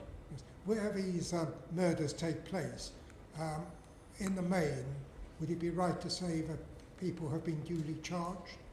Yes, I think of the 26 cases, we've arrested 25 people and there are 22 charges. Our detection rate for murder is around 95%, which compared to many other big cities in the world we're often compared with is usually about 1 in 3. So broadly, if you commit murder in London, you are convicted. But, Thank but gangs remain a problem, do they not, in various parts of the city? We've done it. I think we can be proud that we've done an awful lot. We've put 1,200 officers into fighting the gangs. I always said at the beginning, because this was the first gang that I arrived 3 years ago, I said that I wanted us to have a gang command. I acknowledged there was a problem and do something about it, but it won't be solved even in a few years. There are two things: we're going to have to enforce the law harshly, and that's what we're doing. So there's about at any one time about 1,200 of them under either locked up or under judicial restraint. And the second thing is, if they will, then we will divert them. And we'll Thank you. do that with ruthlessness. Michael Ellis is the final question. Thank you very much, Mr. Chairman. Commissioner, can I just ask you a couple of points? First of all, on the issue of bail and connected to bail, the evidence that we've been hearing from Mr. Gambaccini, for example, what do you think of the point of anonymity pre-charge? Do you think that it should be the case that people should be, their names and identities should not be disclosed before they've even been charged by the police? Yes, in short. I think that's got to be the position for me. We've received criticism over this last few years that we should have named people. And as a result of naming people, I think what Mr. Gambaccini described as the flypaper process, so that others who might have been victims would have the confidence to come forward, particularly where that person was in public life or was a public figure. So we've resisted that. What is also true is that some people have apparently been identified. We've continued to refuse to confirm it, but their names have still been published. But in general, we prefer that they are not identified, with one exception. And the area we accept is, say for example, there was a murder today, and we know that that murderer has a list of names that they're working their way through, or a family. We would notify if there's the an public ongoing threat as a general public safety issue. But on the whole, because what you're trying to achieve is a balance. We've got to preserve the opportunity for justice to be objective, and that isn't served best, we argue, by naming a person only after arrest when the test is only suspicion. The test for arresting someone is very low, and many would say rightly so. A constable needs just mere suspicion in order to arrest someone. And therefore, before they've even been charged, disclosing the name of a person can lead to serious reputational damage, which later doesn't even lead to a criminal charge being levied, never mind a conviction. And so the short answer is, save in exceptional circumstances where there's a threat to the general public that's ongoing, you would say, no, there should be anonymity pre-charge. Yes.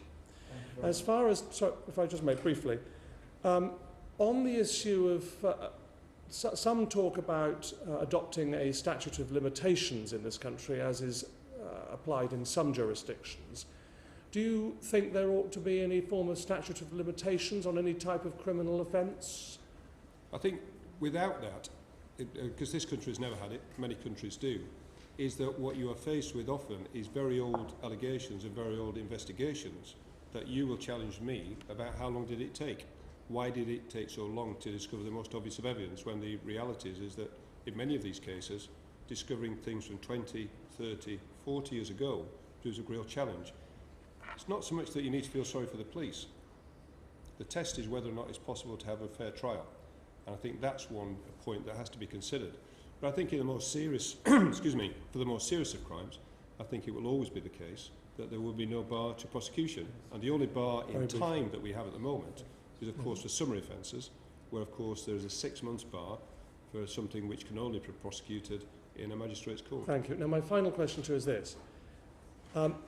Crime rates are down in the Metropolitan Police Force area. Are your police numbers down? And how have you done it? Well, we had 3.5 years where we had to find £600 million of savings. We are nearly done that by selling a third of the buildings, losing a lot of managers, and we've had 3,500 police staff either made redundant or left early. That has allowed us to recruit, and as I say, this Friday, within a few weeks, we will be back from, we were 32,000 hours arrived, we got down to 30,000, but this next few weeks we're back to 32, and we think that's quite an achievement. You're back to 32,000? Yes.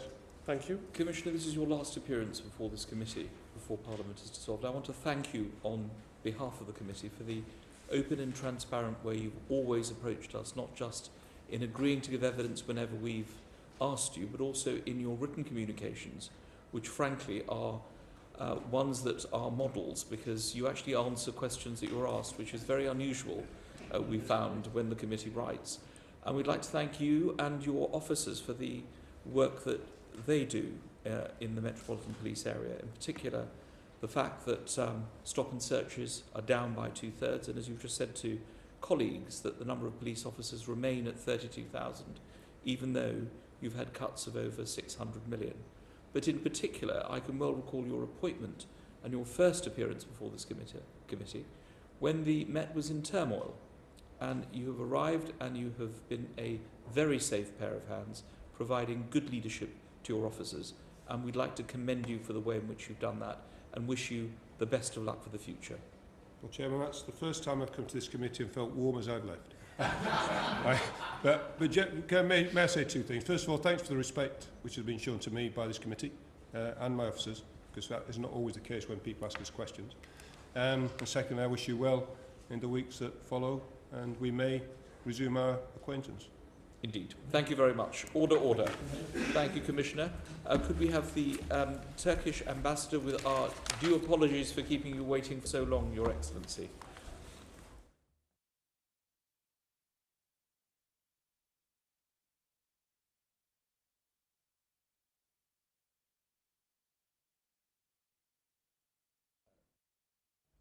Which relate, of course, primarily to the case that you've heard.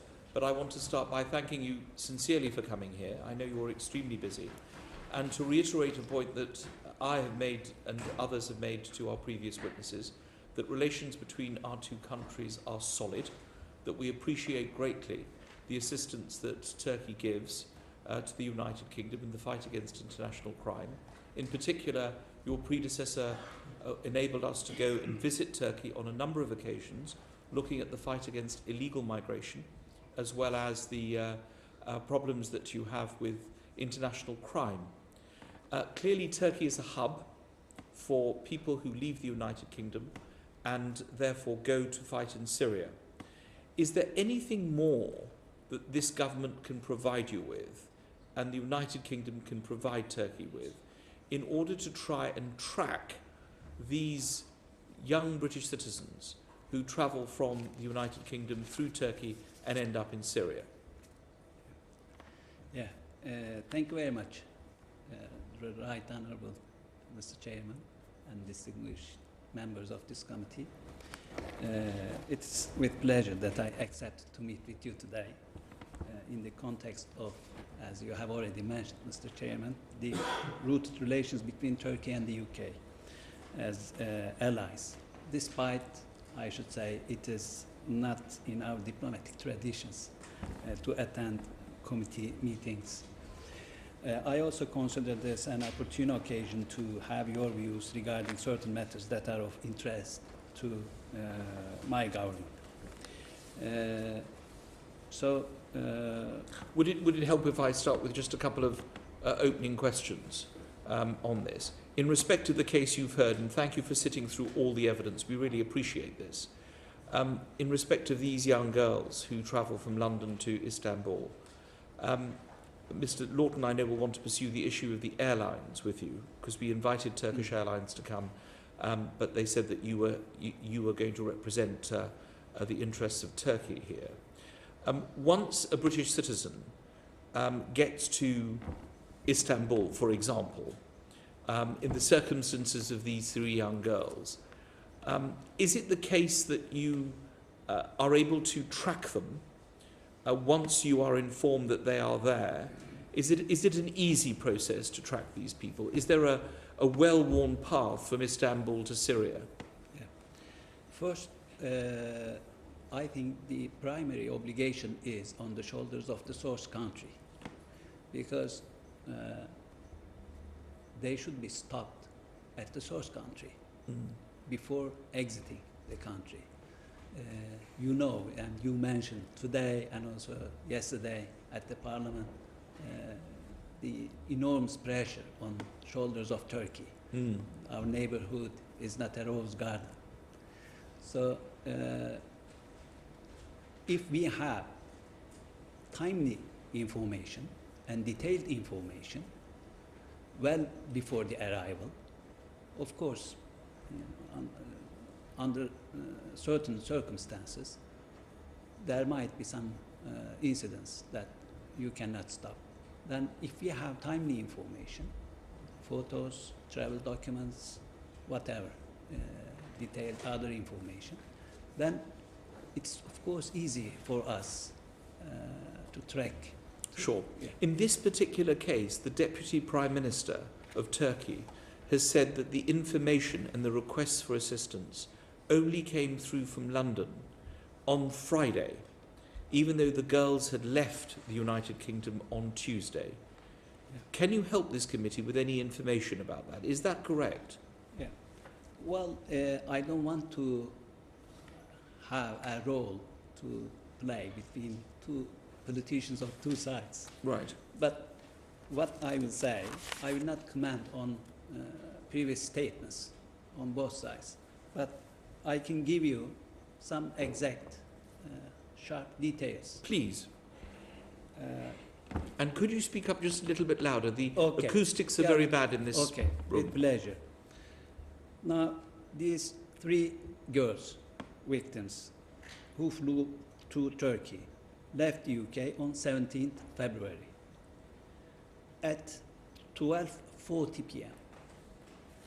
local time, and arrived at Istanbul Atatürk Airport at the same day at 18:40 p.m. local time in Istanbul.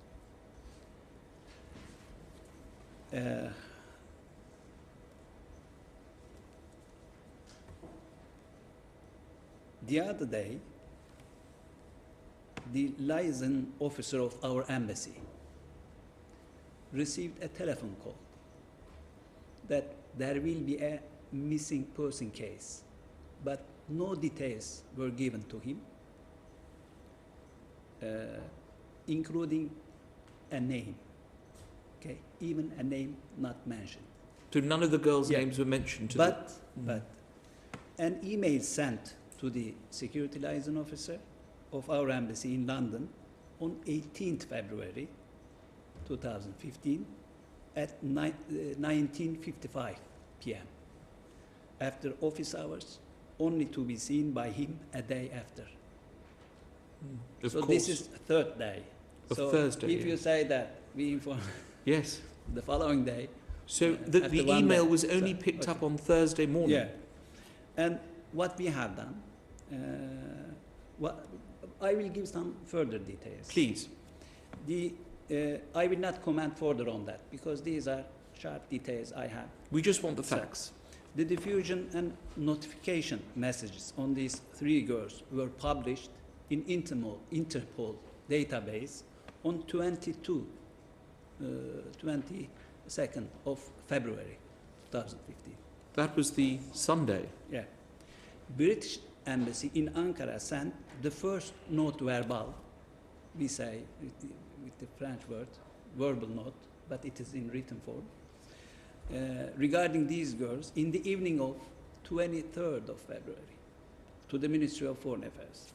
So these are, to my best knowledge, On the as far as I have 23rd? been informed. On Yes. the Monday afterwards? Yeah. But I mentioned the chronology. Thank you. Dates, timing, exact timing. So that's why I said 12:40. Yes. 19:55. So that's why I say this. Right. But when mentioning this, let me also say that we have very good relations with British authorities, and it is getting better and better. Of course. Sharing of information is increasing, but still there is a lot to be done. Of course. For example, you asked me your first question, now I'm coming back to that.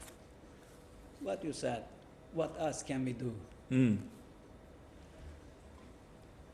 I have heard here that today that letters were sent in December, as early as December to the school of these families, these girls. So if we had known those names, because we have no entry lists, and we have information. Now, in our no entry lists, we have more than 12,500 persons.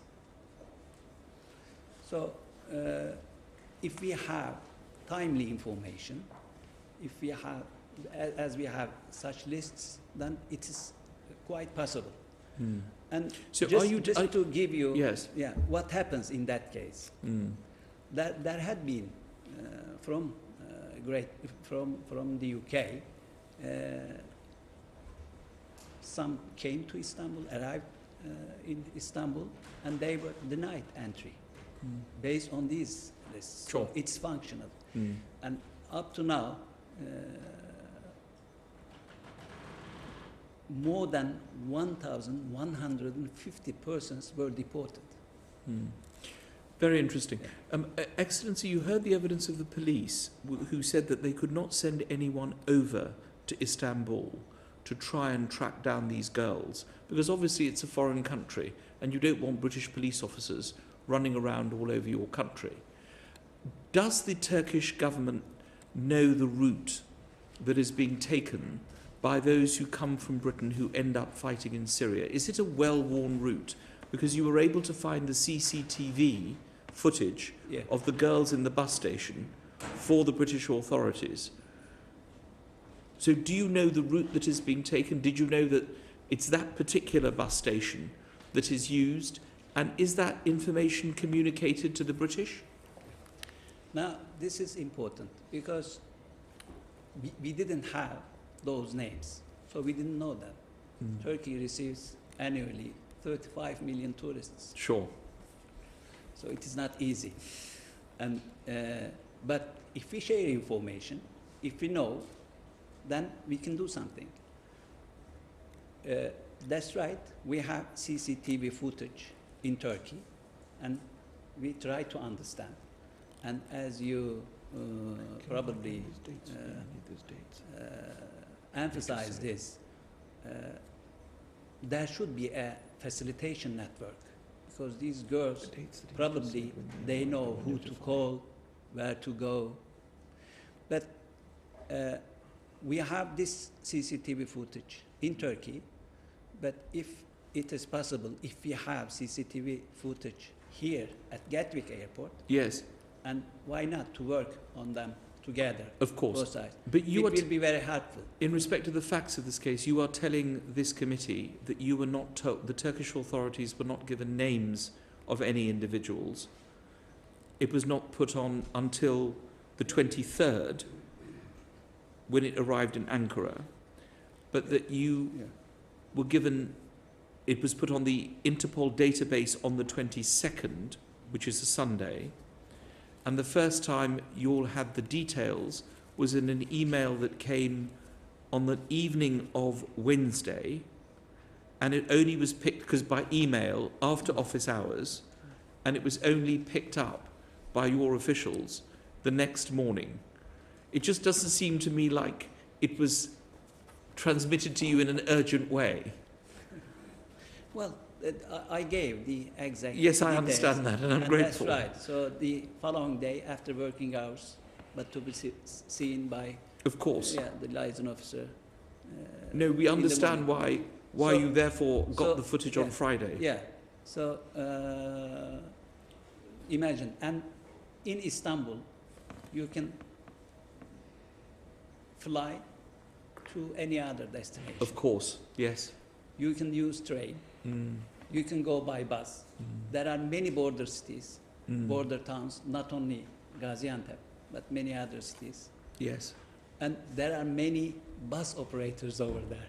Sure. For all these towns. So of imagine the huge. But you managed to find you managed to find the CCTV footage, That's which we're very grateful for. Mr. Lawton has some specific questions about the airlines. Okay.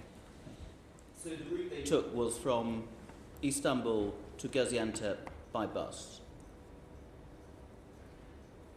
I don't know. To my best, I don't know how and via which route they went. but I saw the footage. I saw them on TV at the bus terminal, but I don't know which route they have. But presumably we do know that. Gaziantep or another border town, I'm not sure. But presumably we do know that, don't we? Because if you've identified them at a bus station, somebody presumably has asked the person where they sold them the ticket to. Yeah, of course. It is known now, most probably, if it was true. And if it was Gaziantep, let's say it was Gaziantep, it's a very long journey, isn't it, on the bus? Yes, still, but I gave you the details. But how long? Do you think it is possible still to find them and prevent them? No, what the point we're trying to make, which the police weren't able to help us with, is if there had been an urgency in communicating these missing girls, that the most obvious route, which could be traced if we knew they'd gone to Istanbul, is to get a bus down to Gaziantep as the major border town there. And what we're just trying to ascertain is whether the police, if they had translated this information in a timely manner, the obvious starting point for Turkish police would be to check with the bus. Yeah, which I would actually turned out to be where they'd gone, I think. I'd like to bring to your kind attention that we have, just to give you an idea, the borderline with Syria and Iraq is more than 1,300 kilometers. It is more than from London to Inverness. So imagine such a geography. And there are many cities, let me say, Kilis. So, I know, I've been there. Kilis, I so you know. No, I understand. And 52% of the population is now Syrian. Mardin, Urfa, and many other settlements with different bus operators. So it is not so simple. No, I understand that. And in limited time, we don't really need to have time for a geography lesson of what happens there. We know that there's a very large population of Syrian refugees, which Turkey has generously paid host to. The point I'm just trying to make is, it's not as though it would appear that they went surrogately by bus, by car, by back routes. They went in the most obvious and transparent route. But can I just ask you, though, in terms of the airlines, given that this is a topical issue, given it is an alarming issue about people travelling from the UK and other European countries, have your airlines been briefed as to ask questions if they are confronted with young kids like this, where clearly, why would they be travelling unaccompanied to Turkey in school term time? Yeah. And some questions should have been answered. Will Turkish Airlines, because they couldn't be here today, will they be answering those sorts of questions in London? Yeah. Well, it is only Director General of Turkish Airlines who is not here today. But I know the answer, I know the details, and I will give you the exact information. Well, Turkish Airlines, it is the fourth time that they have been chosen as the best European, best airlines in Europe. They're very good, yes. Very good. Very good. So they know how to deal with, in all senses, including cooperation with local authorities. But in this case, when we look at local laws and regulations on unaccompanied minors aged between 13 to 17, when we look at that, we have recommended practice 1753, and it provides that only those children yet to celebrate their 12th birthday are automatically classed as unaccompanied minors.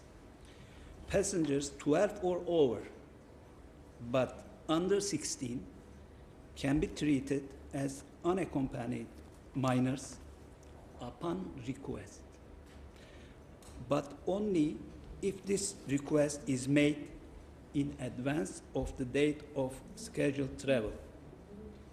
And only then would the procedures for unaccompanied minors be applicable. I think this is quite clear.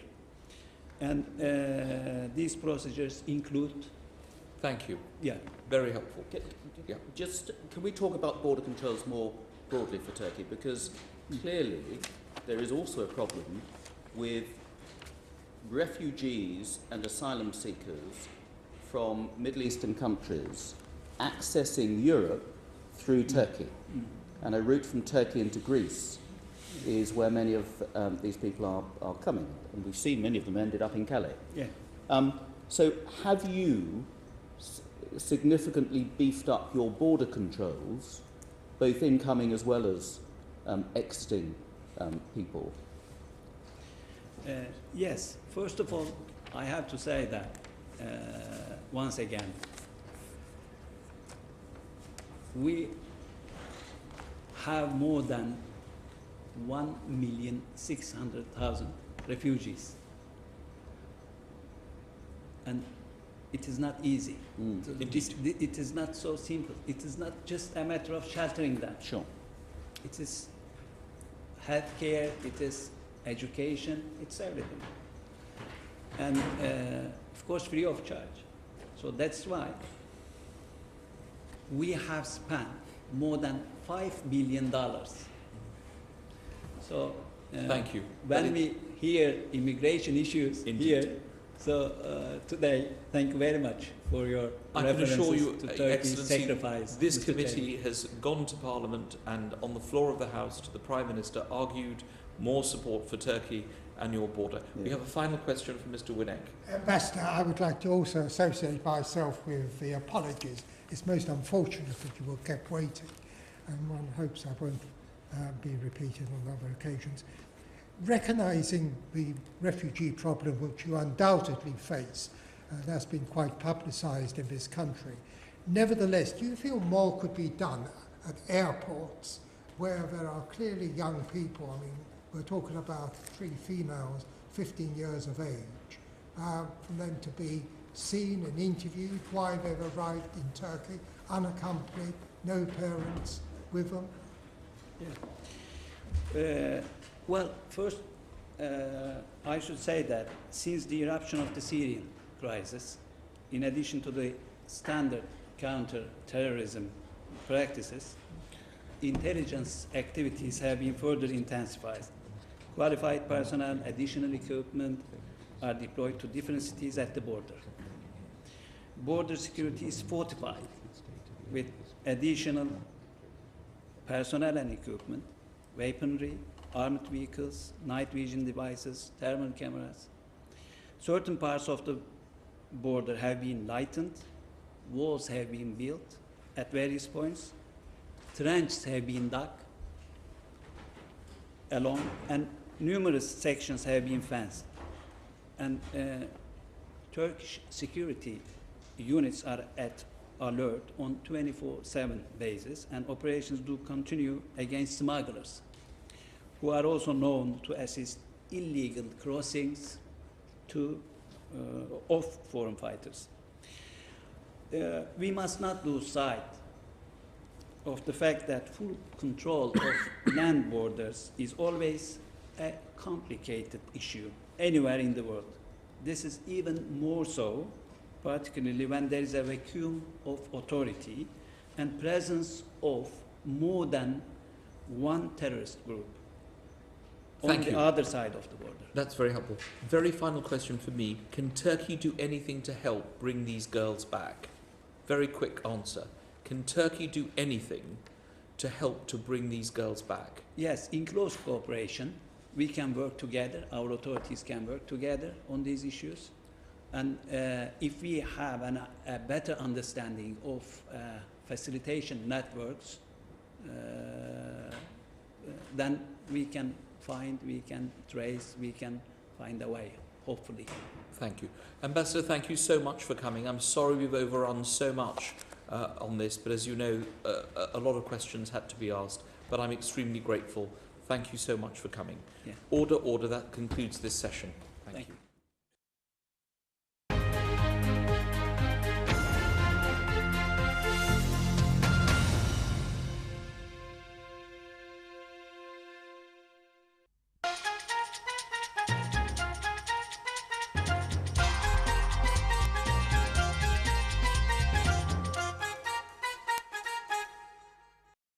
Have you ever wondered how some MPs seem to know so much? Well, they have a secret weapon, the House of Commons Library. The library is more than just a room full of books. It's staffed by expert researchers who write briefings for MPs on any given subject. As ever, I am grateful to the House of Commons Library for their assistance. Can I also, at the very outset as well, pay tribute to the Commons Library, which has helped us. So, from analysis of elections in Nigeria to summaries of gruelling pieces of legislation, the briefings aim to make life a little bit easier for MPs. I've had a lot of support. I'm very grateful to the House of Commons Library. It's probably the thing, apart from my colleagues, that I will miss most about not being a member of this House, is the excellence of the staff in the House of Commons Library. Being mere mortals, MPs can't know everything, but with the help of the Commons Library, they can certainly sound like they do. The most important thing about the briefings is that they're impartial and politically neutral. This House of Commons document, and they don't come much more neutral than this. Which can be difficult in a building full of politicians. And they're running scared of any mention of it, of any comparison whatsoever. Now, as any research will tell you, fact is sacred, but comment is free. The library deal with the fact. According to the House of Commons Library, in Wales, double the number of people are kept waiting in A&E. And they leave the comment to the MPs. But for Labour, poor care only matters when there is a political point to be scored. But there is always a temptation for politicians to only use facts that support their argument and keep quiet about any others. Even those at the very top have been caught doing this. In 2010, library figures showed that Gordon Brown had given inaccurate information about defence spending to the Chilcot inquiry, causing an admission of guilt in PMQs. I do accept that in 1 or 2 years, defence expenditure did not rise in real terms. And more recently, in July 2014, David Cameron claimed that hospital A&E waiting times had more than halved under the coalition government. And let me tell him exactly how long people are waiting. The average waiting time, when the Shadow Secretary of State was Secretary of State, the average waiting time was 77 minutes. Under this government, it is 30 minutes. That is what's happening. But library analysis showed that the figures used by the Prime Minister were not an indicator of the typical wait in A&E. So, whether they're giving a helping hand to MPs or checking the Prime Minister's homework, the House of Commons Library is one of the essential cogs that keep our Parliament ticking along.